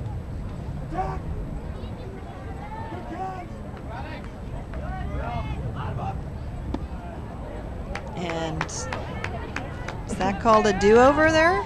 That's called ball 2, and that's very lucky that Taku was not rung up, because as we have seen the entire game, Cummins is not going to wait. And unless you get the umpire to give you that timeout, you better be prepared. Back-to-back punch-outs for Matthew Cummins and Live Oak. Not much separating the number 3 seed and the number 1 seed after 5 innings of play. Still no score here at Muni. On that pitch, you have the inside corner, and it's right underneath the hands of Taku, and similar to what Cummins did to Maury, just working on that third strike, fastball just right underneath the hands. So we have a new pitcher now, as Alex Taku, as we had mentioned, pitched his 5 innings. So here's a new pitcher coming through, in John Matthews. John Matthews, the senior, right-hander, in relief here for Santa Cruz High. Alex Taku, 5 innings. He hit his limit. Gave up 2 hits. Now pitching for the Cardinals, number 23. And here we go, John Matthews. You know, Santa Cruz has a very deep pitching staff. They really do. Between Taku, Max Myers, John Matthews, they really do. They have some great pitching. He's got 7 strikeouts, and he's an imposing figure out on the mound. But here you see is in his warm-ups just throwing that fastball. Good leg kick, everything nice and compact, and a good strong follow-through. So you have another pitcher, as with Taku, that very familiar in being on the mound. You're watching the game of the week on Comcast Cable. Santa Cruz High, that's the bullpen they're working out of today. The top seed, the favorite, as you mentioned, Edmund, how many runs they're averaging? Over 8 runs per game here in the playoffs, but Live Oak has held them scoreless. Live Oak really has, and we're going to see probably another pinch hitter that Live Oak is going to bring in for this go-around. But again, you have the bottom half of the order. You have 8, 9, and 1, and we may see a pinch hitter following Steven Rodriguez. That's right, on deck for Live Oak, number 66, Alika Bantalon, the 6'3" junior.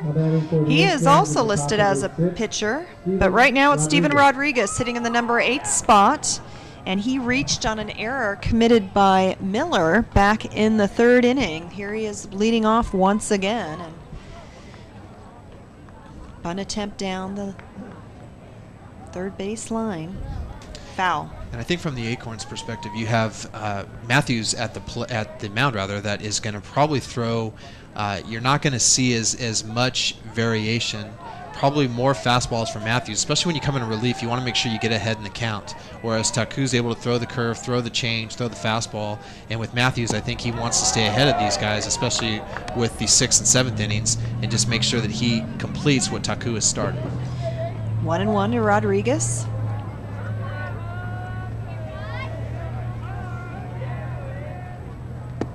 And the curveball.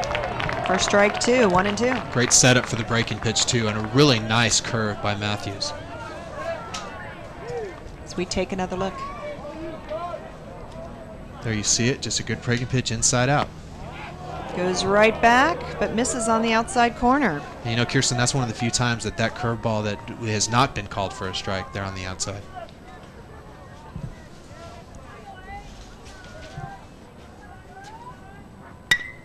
Ground ball to 3rd. Peter Miller throws it away.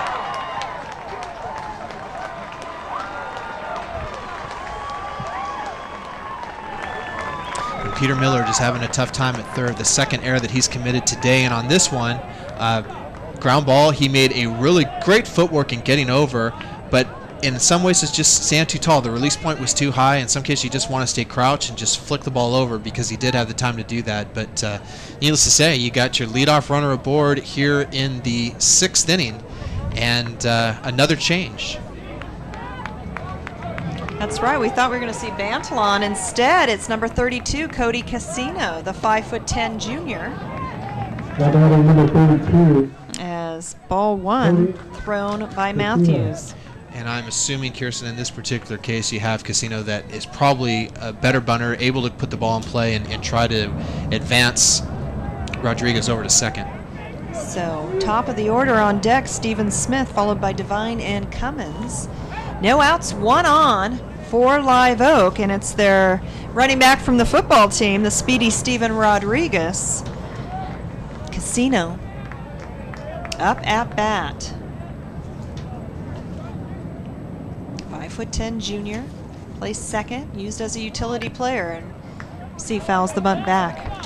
And for Casino, if the numbers are correct, this is only his 5th at bat of the season. So putting a individual in a tough position that hasn't seen a whole lot of at-bats, but here he is in the CCS championship game and expecting to contribute and make something happen here. And Peter Miller, opportunity for the double? No. Rodriguez back in time. And Miller with a chance right there to make up for the error. Got in quickly, but a good job by Rodriguez to at least see the flight of the ball, see that was going in the air, and to stay as close to first as possible so he wouldn't get picked off into the double play. Smith's 3rd at bat. Previous 2. Tired on a fly ball to center field.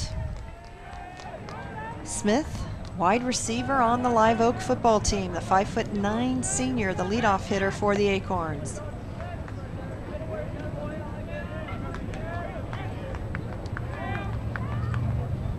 John Matthews pitching for Santa Cruz.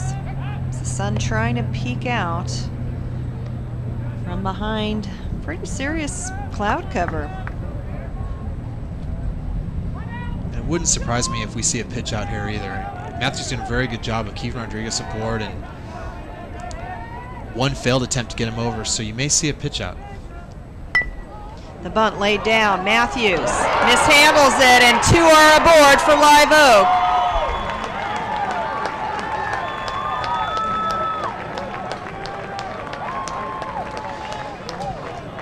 Matthews unfortunately just took his eye off the ball. If you can see, he's already looking up, already trying to see where he can get the out. Fortunately for Santa Cruz, you had no one covering third base, so hustling over was Miller to try to come in on the bunt, and then you had the shortstop in Gavin that moved to second, so third base was left wide open. So a good job at least of trying to get back, and unfortunately for Santa Cruz, the Acorns weren't able to advance to third, but it could have been disaster for them. 2 errors in this inning. That makes it 3 in the ball game for Santa Cruz High. Live Oak, runners in first and second. Devine, who struck out swinging to Taku in the first and then grounded out to third in the 4th, will have his first look at John Matthews.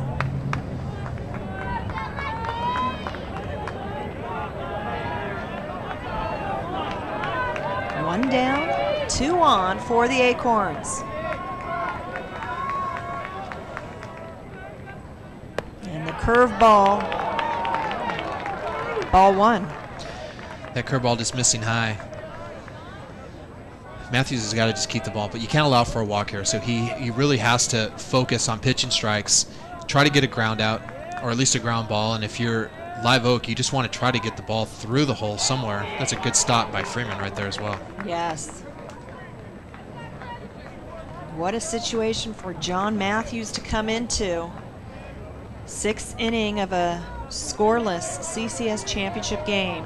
But you can drive a truck through the hole between third and second, so that is where Devine should be looking to put the ball in play.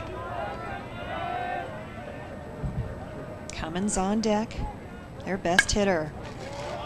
Fouled out, probably off the roof of our production truck. by Devine. 2-1 the count to Devine. 1 out, runners in first and second for the Live Oak Acorns.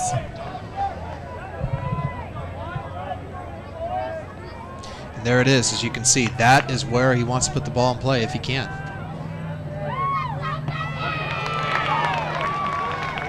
Strike call, 2-2. And that's a good pitch. That's a tough one to let loose. That was the inside fastball that you're looking for to pull and drive through that hole. But needless to say, choke up, 2-2. Santa Cruz is going to have to do a good job on defense, so make them work. Towards center, drops in. The run held up at third. So Live Oak with the bases loaded here off the single by Mike Devine. And Devine going right back up the middle. There's the breaking pitch. Did a great job of just waiting, and just putting that ball right back up the middle. Good job of hitting by Devine, especially on a 2-2 curveball. Matthew Cummins, the MVP of the Blossom Valley Athletic League Mount Hamilton Division. He's got the table set. The bases are juiced, just 1 out. Opportunity to break up the scoreless game. On deck, the cleanup hitter O'Rourke, so Matthews will have his work cut out for him. Ball gets behind. Freeman gets by, but runner stays at third for Live Oak. And on that play, Freeman, it seemed like he had it stopped and then it kicked off his shoe. It didn't allow Rodriguez a clean break. But, already again, you have more action in the bullpen. Max Myers warming up out in the bullpen. With 1 out and the bases loaded, it'll be interesting to see if England gets the out or if they can get the hit and see what Kittles will do next. The 1-0. Run comes in. 1 runner held up there at third, so 1 run comes in off the RBI single by Matthew Cummins. Back-to-back hitters going right back up the middle. Just looking to advance, and that's what you want to do. And like you said, 2-time MVP. He knows that he's been in these situations before. But again, just a good job of hitting. Fastball outside corner, he just went right with it. Tim O'Rourke getting a talking to by Goulardi, the assistant coach, the first base coach. So again, 1 out. All the ducks in a row for Timothy O'Rourke, who struck out in both at-bats when facing Taku. So 1-0 Live Oak here in the 6th. Ground ball, that's in the hole. Another run comes in. Runner rounding third, gets by the left fielder. 3-0 Live Oak.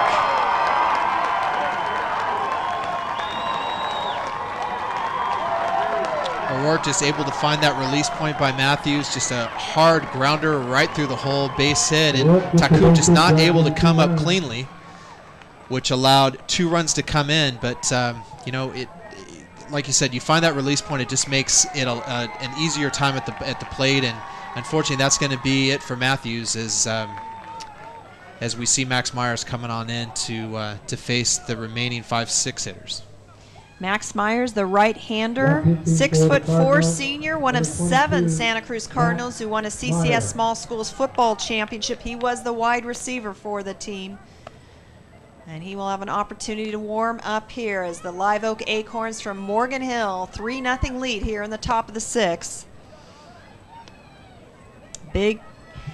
They're seniors. The MVP and the Senior of the Year come through with the hits when they needed them. They really do. And, this is what you've been waiting for. And, as Coach Cummins had mentioned in the pregame, he was looking to see, didn't want to mention revenge, but just mention the fact that, hey, these were the guys that beat us. And this is where, during the winter and during the spring, what they had focused on and what they're looking at is to get back to where they believe they should be. So, a good job of timely hitting. And again, you're not seeing any big pokes to the outfield. You're just seeing pitches that are going right through the infield. And as you see here, breaking pitch by Matthews going right back up the middle. That was the hit by Cummins. And then it was the Senior of the Year. That was actually the hit by Cummins. And then you have O'Rourke, who went into left field, and like I mentioned, Taku just not able to come up cleanly. Adam Perez, the senior DH, also a 2-strikeout victim to Taku. His first look at Max Myers. So runners on first and second with 1 out. Live Oak with 3 runs in already on the afternoon in this inning, and Tony Austin, the catcher, on deck.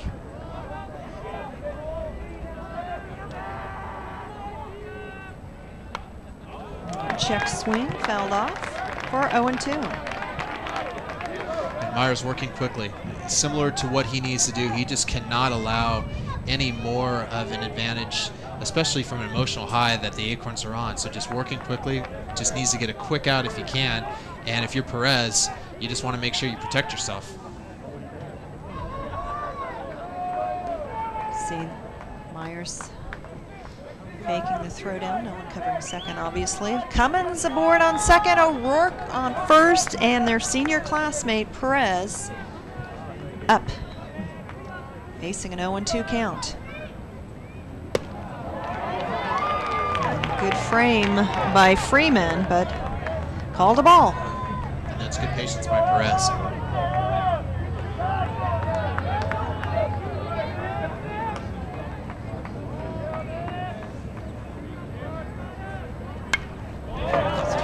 Just hitting the top of the backstop.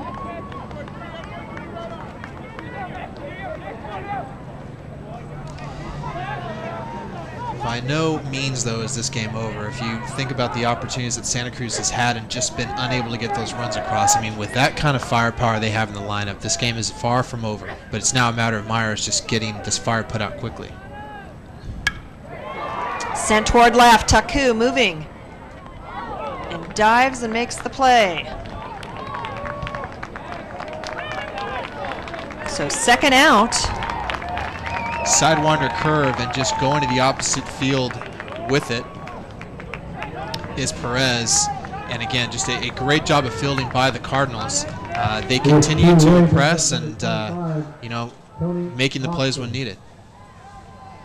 Austin, the catcher, still has 2 runners aboard, 2 outs, top of the 6th inning action. The Live Oak Acorns in their green tops, playing with a 3-0 lead. Ground ball, Gavin flips to Torchio, and the Cardinals are out of the inning. But not before some serious damage. 3 runs on 3 hits, 2 Santa Cruz errors, and 2 left stranded heading into the bottom of the 6th. Live Oak has a 3-0 lead. The top half of the 6th inning for Live Oak. 3 runs. Tough inning for the Cardinals. And again, Coach Kittle's just reminding these guys we have 2 more bats left. We have got to shake it off, come back. We've all had a chance for a couple times to see Cummins pitch. We are in the better position now, top of 6, to have the top of the order. So you have your best hitters, and again, just having a torrid on-base percentage, a torrid batting average through this postseason. You know, here's the chance. And again, like we had mentioned, Kirsten, they had a great opportunity last inning, or 2 innings ago, rather. So we just need to get back on track. If you're enjoying this broadcast and would like to purchase a copy, please call area code 831-440-4011. That's 831-440-4011. DVD copies, $25 each, and a great keepsake of high school sports. San Jose Giants, well, this is their home field, San Jose Municipal Stadium, and a great site for this full day of Central Coast Section baseball. Best barbecue in baseball right here in San Jose, and you can get it during every San Jose Giants home game. There's also plenty of parking next to the stadium for easy access from 280, 87, and Highway 101. Municipal Stadium is located right next to Sharks Ice and across from San Jose State Spartan Stadium. Alongside Edmund Skirch, I'm Kirsten Fairchild. Santa Cruz trailing 3-0. Dustin Torchio in his 3rd at-bat, still looking for his first hit of the afternoon. He is the leadoff hitter for the Cardinals. Hitting .380 coming into this game. 1 ball, 1 strike, the count to Torchio.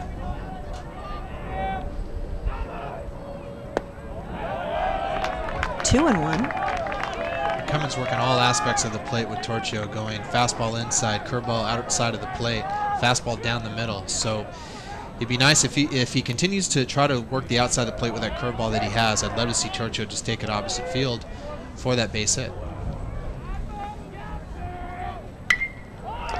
Lifted high by Torchio to left field.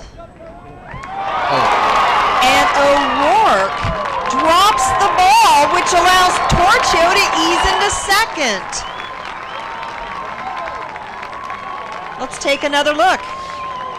O'Rourke is under it, and unfortunately just can't make the grab with both hands. Uses both hands. It just took his eye off at the very end, and then weakly throws the ball into second, and a good job, heads-up job by Torchio to continue on that ball, on that play. So again, here's your opportunity, just like we had 2 innings ago.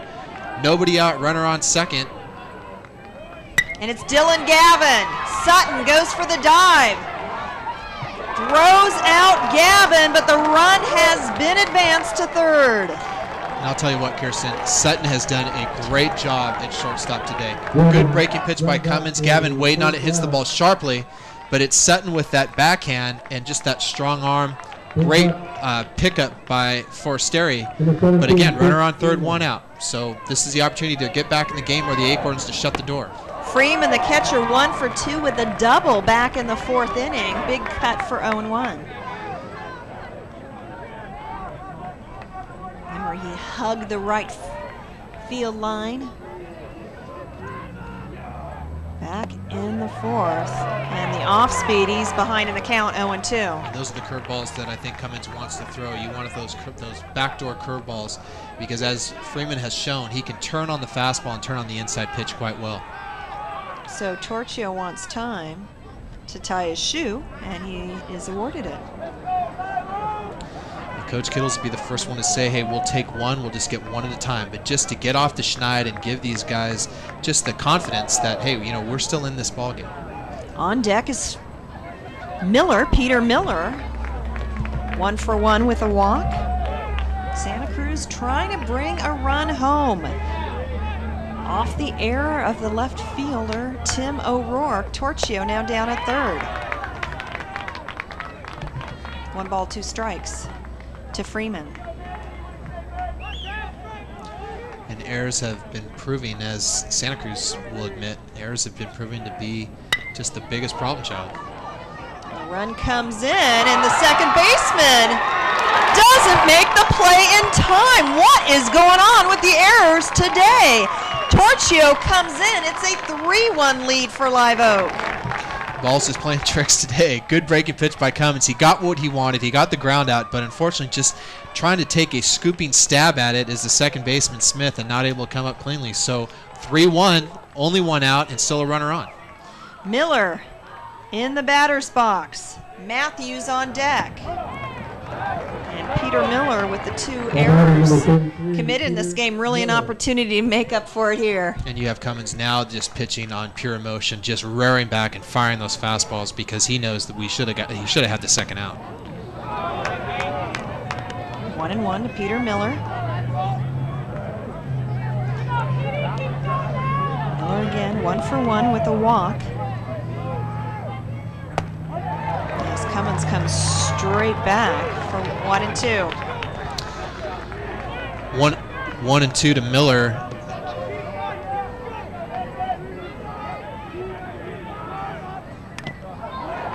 Swings and stays alive off the foul tip. So the tying run at the plate. The go-ahead run on deck, and Bob Kittle trying to keep his team focused and able to execute. Ground ball, that's a base hit. Freeman holds up at second.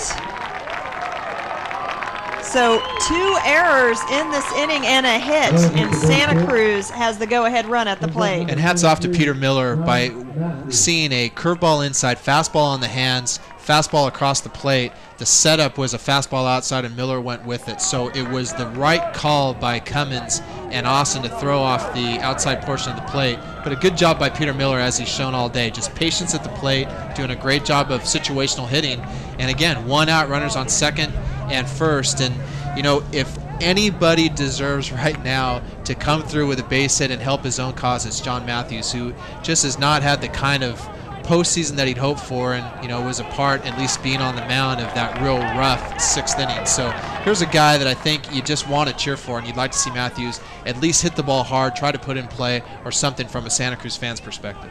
Matthews 0 for 2 with a strikeout. England on deck 1 for 2 on the afternoon. Runners in first and second for Santa Cruz. 1 out, 1 run in. Santa Cruz, the top seed, facing Live Oak, the number 3 seed. These two teams have not met this year. This meeting has sure been a competitive one. Curveball for strike 1.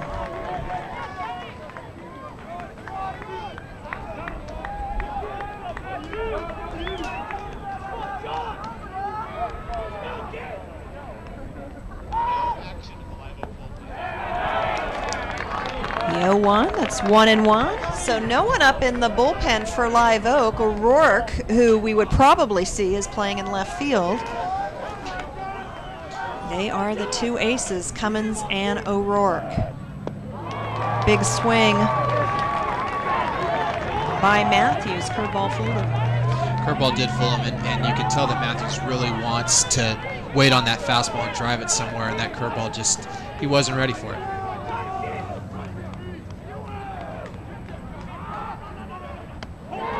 The punch out by Cummins for the second out. How huge for Live Oak fans. Great pitch by Cummins. That is a super curveball setup just on the inside of the corner, and that call has been taken all day long. So that's a great job of pitching by Cummins to get the second out.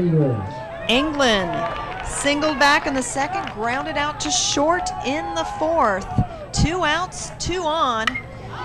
And England, that's a fair ball! Rounding third is Freeman. Miller scampers to third, and it's a double by England. Great job of hitting by England to get the double. The soon-to-be San Diego State grad just waiting on that inside pitch and just driving it to left field to get the double in the RBI. There's you see the curve, and again, just waiting and turning quickly on that back foot. Great job of hitting. 3-2 ball game. We saw the dive by the third baseman, Devine, but England put it where he couldn't reach. DeLucchi, the DH, who reached on a fielder's choice in the second, then retired on a comebacker in the fifth. So Santa Cruz trailing by 1 here in the sixth. Runners on second and third for DeLucchi.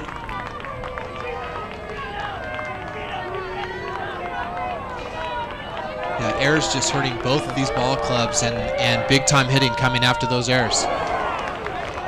Big cut by DeLucchi for 1-1. DeLucchi's such a big guy. Gosh, you'd think that if he gets a hold of one, he's really going to send it. DeLucchi, 6'2", 215 pounds, a junior. Played well for Santa Cruz baseball. Can he come up big here? Cummins doesn't get the call. And that's a tough one to miss. And you can tell Cummins not happy with the call. Good pitch. Santa Cruz tying run down at third. Cummins missing on the fastball.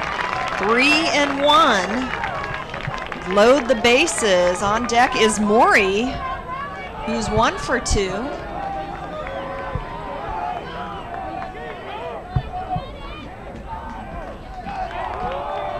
DeLucchi backs out.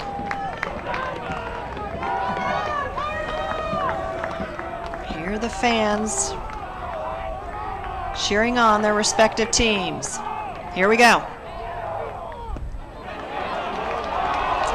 Said he went. It seemed half-hearted, but count now full. And that was a good call. He did break his wrist in coming across, and good call by the ump. Yes. 3-2 to the junior DH, Gino DeLucchi. Miller on third, England on second. Another punch out for Cummins. Santa Cruz high, 2 runs in on 2 hits, 2 Live Oak errors. Strand 2 at second and third after 6 innings of play. Live Oak up 3-2 in the CCS D3 Championship. Back for the 7th inning in just a moment. Every child is born with great potential, Unfortunately, every child isn't given the chance to reach it. Hi, I'm Steve Belmonte, and all of us here at the Lexington family of hotels and resorts are proud to help kids all over the world reach their potential by providing support for new schools, libraries, and other educational programs through PLAN. Founded in 1937, PLAN today helps more than 10 million children around the world. For over 15 years, I visited many PLAN communities and seen firsthand what a difference we've made with these kids. But there's so much more that's needed, so please join the Lexington Collection and PLAN as we help kids around the world. It's easier than you think, and it'll make your employees and your customers feel great about doing good.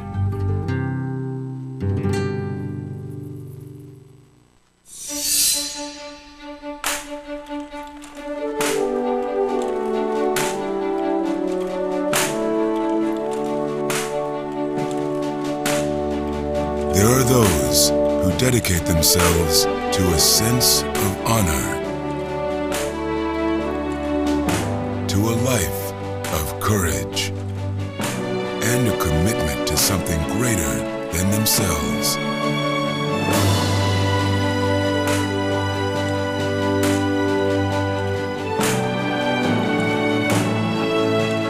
They have always defended this nation and each other.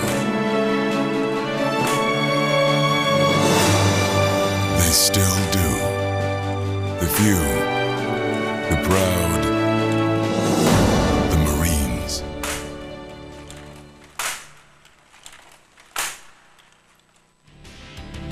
Seventh inning action at San Jose Muni, the Central Coast Section Division III Championship game presented by Farmers Insurance Group between the third-seeded Live Oak Acorns, Santa Cruz Cardinals, the number 1 seed. 3-2, the Acorns lead at bottom of the order. Joe Forestieri, the first baseman, he's looking for his first hit of the afternoon and facing Max Myers for the first time.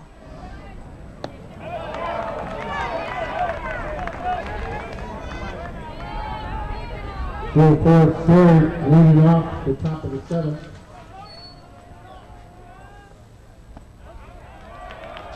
And Myers with that really nice sidewinder delivery. 2-1 in the count. He did a really good job last inning coming in for Matthews and shutting the door closed on what could have been a huge rally or a huge inning based upon a rally of errors by the Acorns. So 7, 8, 9, the hitters for Live Oak. Santa Cruz will go 8, 9, and 1. This high fly ball lifted into foul territory. And coming over and making the play is Matt England. One away. It's a long run. Good job by England. Just keeping with that. That wind is blowing in, so an extra long run for England. Caught it right near the on-deck circle. Third at bat for Steven Rodriguez, who reached on 2 errors, scored a run. The first run for Live Oak back in the 6th.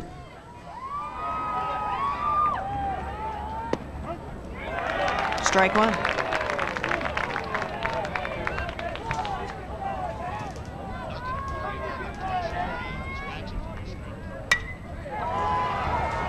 Flare sent out to second. Torchio makes the play.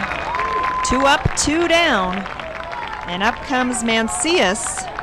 Well, actually, we saw Mancias, then we saw Cody Casino, and now Mancias back for his second at bat. He hit into a double play back in the 3rd. And Myers really benefiting from some quick inning of just a few pitches and trying to keep the momentum going for the Cardinals and get them back at the plate. Mancias, really what he needs to do is try to keep this count going as long as he can. Try to keep the Cardinals out in the field. 1-0. 1 ball, 1 strike. You certainly don't want a momentum shift if you're the Acorns. So again, just work the count, keep those guys on the field, and not allow that rally emotions to start running high for them.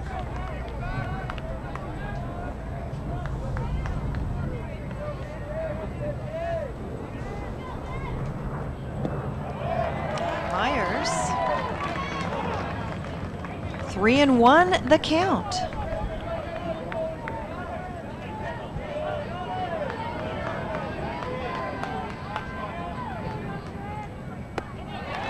And it's base on balls. This is actually the first walk issued by any Santa Cruz pitcher today, and it comes with 2 outs in the 7th. And that's a really, really good at bat. Again, that sidewater delivery, that ball just floated up high. Good job by Mancias. And that brings up the top of the order. Smith, his 4th at-bat, still looking for his first hit.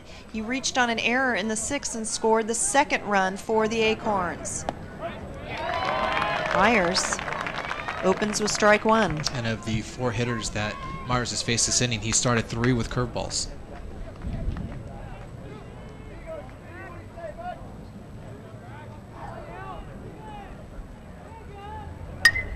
This one fouled out of play. Off the big tree.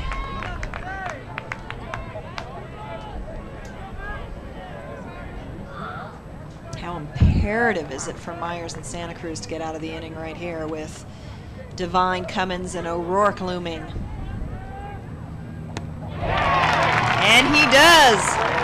Smith goes down on the strikeout. Live Oak, no runs, no hits, no Santa Cruz errors. 1 laugh, stranded, heading in the bottom of the 7th. Santa Cruz trails 3-2. Good breaking pitch going to the outside corner. Good job by Myers once again, just coming in and getting the job done.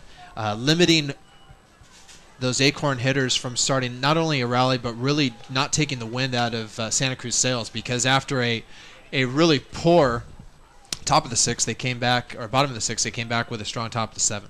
The conclusion of this game, we'll have our Crepe Place Player of the Game. Crepe Place, a Santa Cruz restaurant that's now under new ownership, featuring an expanded bar, live entertainment, appetizers, brunch, lunch, dinner, dessert, or even that midnight snack. The Crepe Place in Santa Cruz County does it all so well. Alongside Edmund Skirch, I'm Kirsten Fairchild. The executive producer of the Game of the Week is Stephanie Busick. The producer, Paula Mahoney.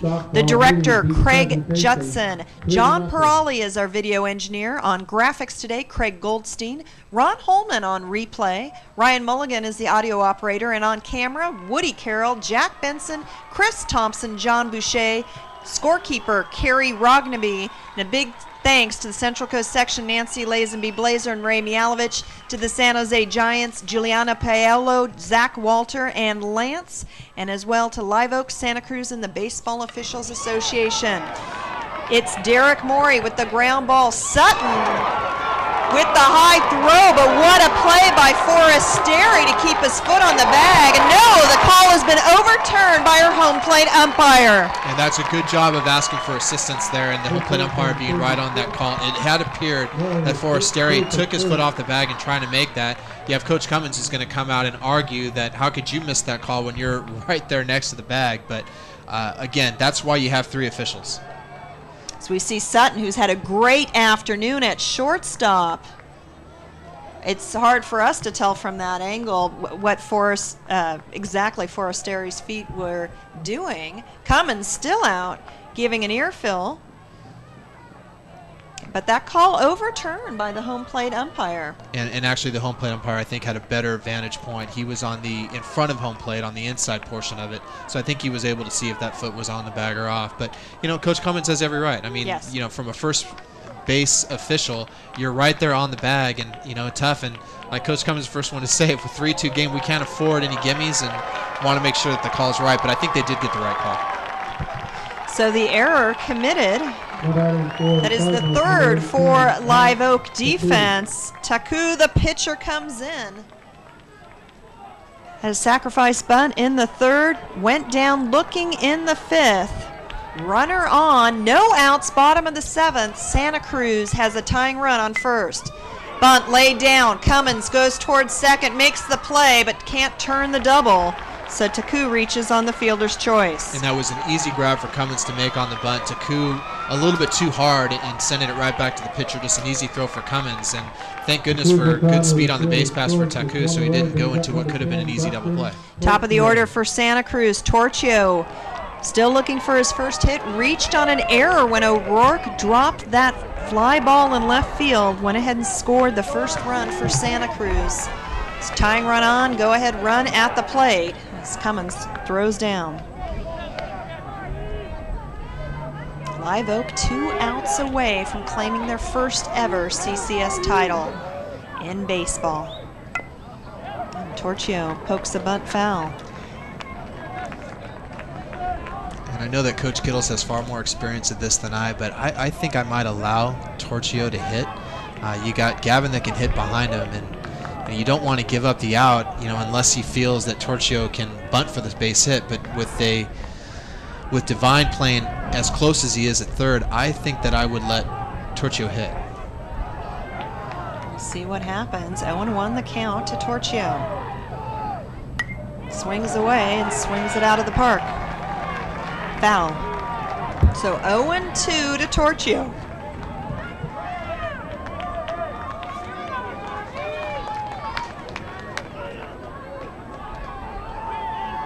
Dustin Torchio, the junior second baseman. Perhaps the biggest at-bat of his high school career thus far. Without a doubt, and if he can go opposite field, there is a huge hole between third and second. You have Sutton that I think is more comfortable going to his backhand, so he does play a lot closer to second base. This one out of play toward the barbecue pit, and just the best barbecue around, as the Game of the Week crew would attest to. Turkey Mike's, world famous. 7th inning action. Live Oak up 3-2, outplaying defense. Ground ball to Sutton, double play ball. 2 outs. Torchio is safe on the fielder's choice, but 2 outs. Live Oak 1 out away, and isn't it fitting that Dylan Gavin, the senior shortstop for Santa Cruz High, is up here to see if we're going to play a little longer. I totally agree, and actually he has been the hottest hitter for the Cardinals, so this is the guy you want at the plate, as you see the Santa Cruz faithful standing up and cheering him on. No hits for Gavin today. Cummins, ball 1. Tying run at first.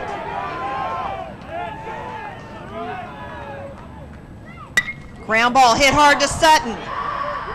And Live Oak has done it! The Acorns win their first ever CCS title. Live Oak winning their first ever CCS title in baseball, a 3-2 thrilling victory over the top-seeded Santa Cruz Cardinals. Congratulations to the Acorns. A great job of defense there here in the bottom of the 7th. 3 consecutive ground balls to get the force outs. Couldn't be happier for the Acorns. They deserve it. I know it was redemption of sorts, coming from a first-round loss to the Cardinals last year. But, a lot's got to be said about Santa Cruz. They have done a tremendous job all year long. Again, Santa Cruz Coast Athletic League should be very proud. We've been fortunate enough to have some really good teams, some great baseball this year. But today is the day for Live Oak, so congratulations. Santa Cruz Cardinals finished the year at 26-8 overall, and as a CCS D3 runner-up. Also the runner-up in the Santa Cruz Coast Athletic League. But what a year for the Live Oak Acorns of Morgan Hill. They defended their Blossom Valley Athletic League Mount Hamilton Division Championship and captured the first ever CCS title in baseball. Congratulations to head coach Mark Cummins and the rest of the crew. Don't you dare go away. We'll have our post-game show and our Great Place Player of the Game when we return to San Jose Muni Stadium for more on the Game of the Week.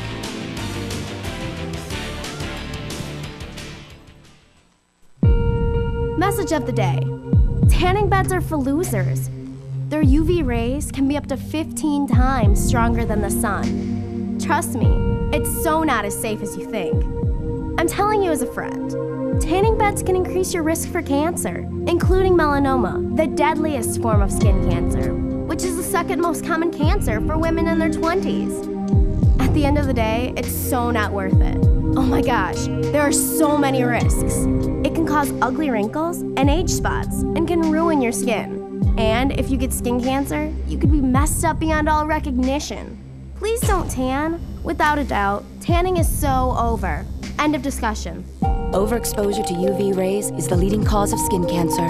Be safe. Don't go there. A message from the American Academy of Dermatology. Anyone who uses a tanning bed is an idiot. So get a life. or you could lose it.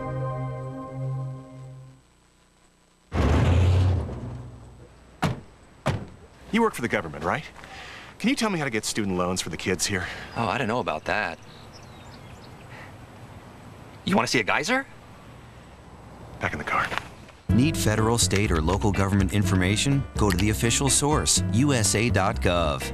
Countdown clock holding at T-minus 9 minutes. Copy that. Hey there.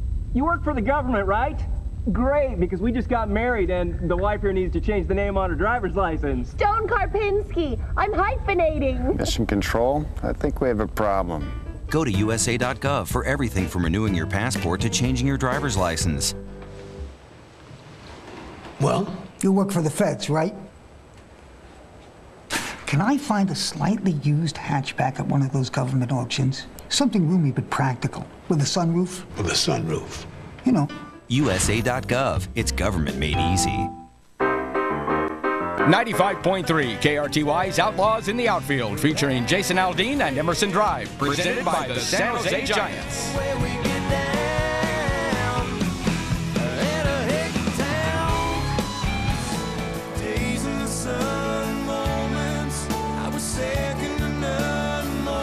Don't miss KRTY's Party of the Year at Municipal Stadium on August 29th. For tickets, visit www.sjgiants.com. You sure you don't want some? It's chamomile. Listen, you are extremely terrifying. Just the scariest undead subhuman thing on TV, and I really mean that. But I am worried that you could give my kids nightmares if they see you, so I'm gonna have to block you. So that's it. Oh, and tell the zombies they're blocked too.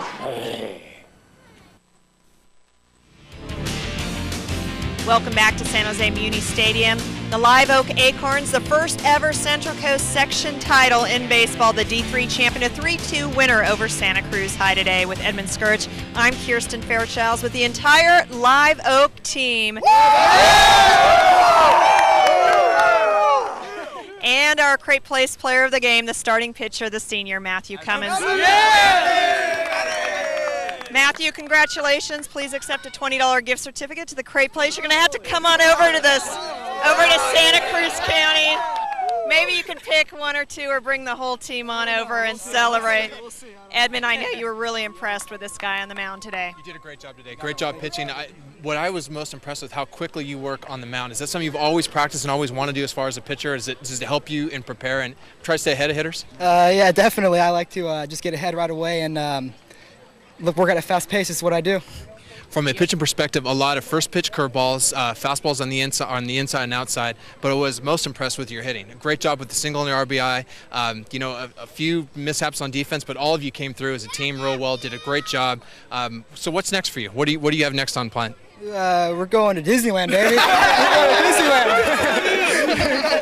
Disneyland. This is pretty much it. High school career in Hawaii coming up, and what better way to end your senior year? Now, how many of you returned from last year? Quite a few of you? About 3/4 of the team. About 3/4 of the team. Well, congratulations to all of you. It was a great win.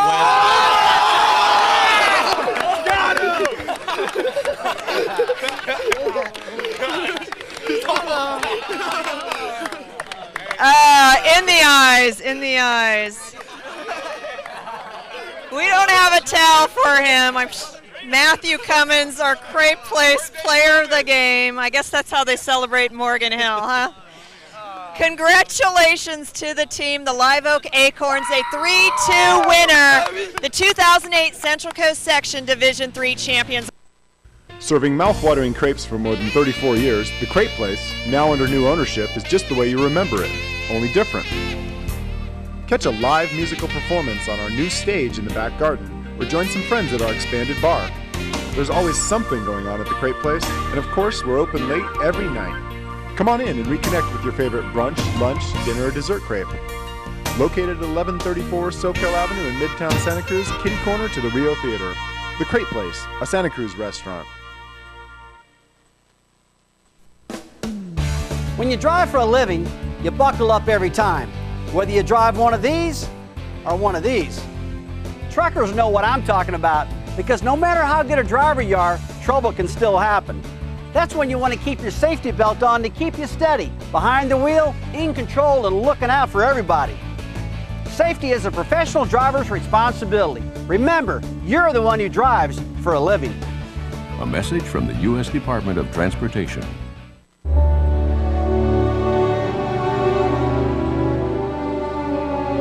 They've stormed beaches and freed countries.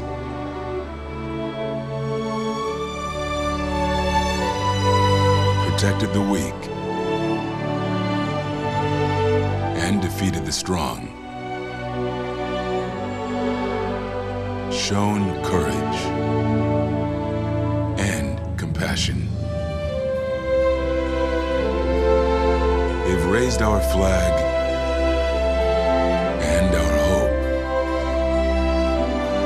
They've been called leathernecks. They've been called devil dogs. But above all, they're called Marines.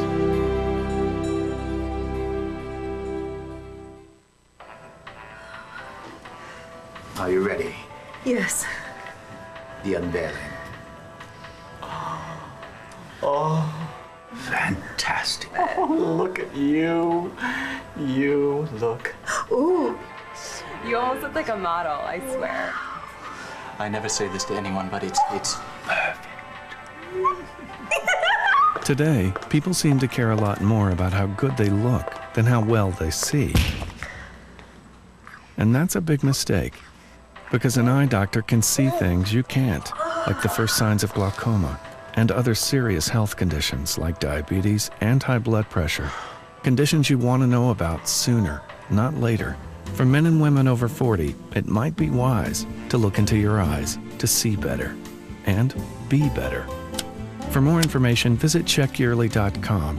A message from the Vision Council of America and AARP.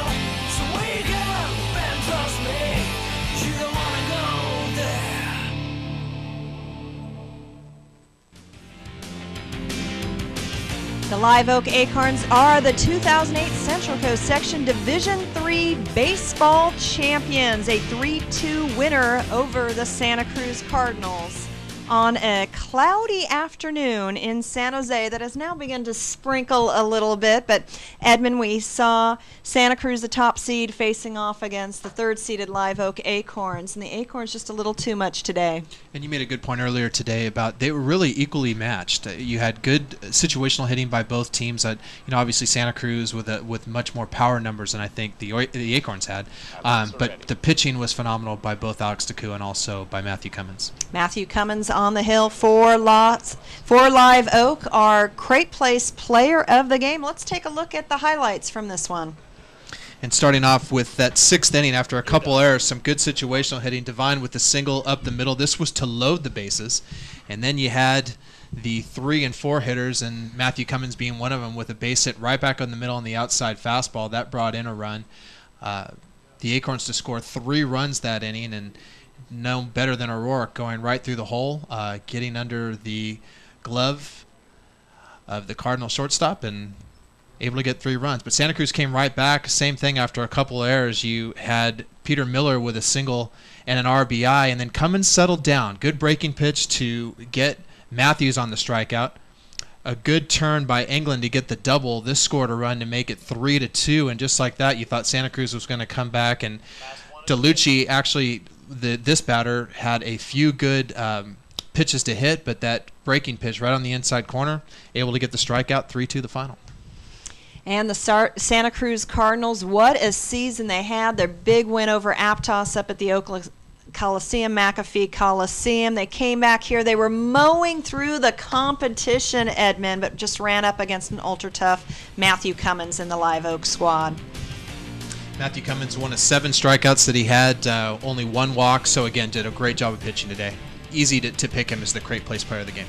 Live Oak has finally done it, captured a CCS baseball title, a 3-2 win over the Santa Cruz Cardinals. On behalf of Edmund Skurch and the entire Game of the Week crew, I'm Kirsten Fairchild. So long from Muni. Live Oak does it 3-2 over Santa Cruz.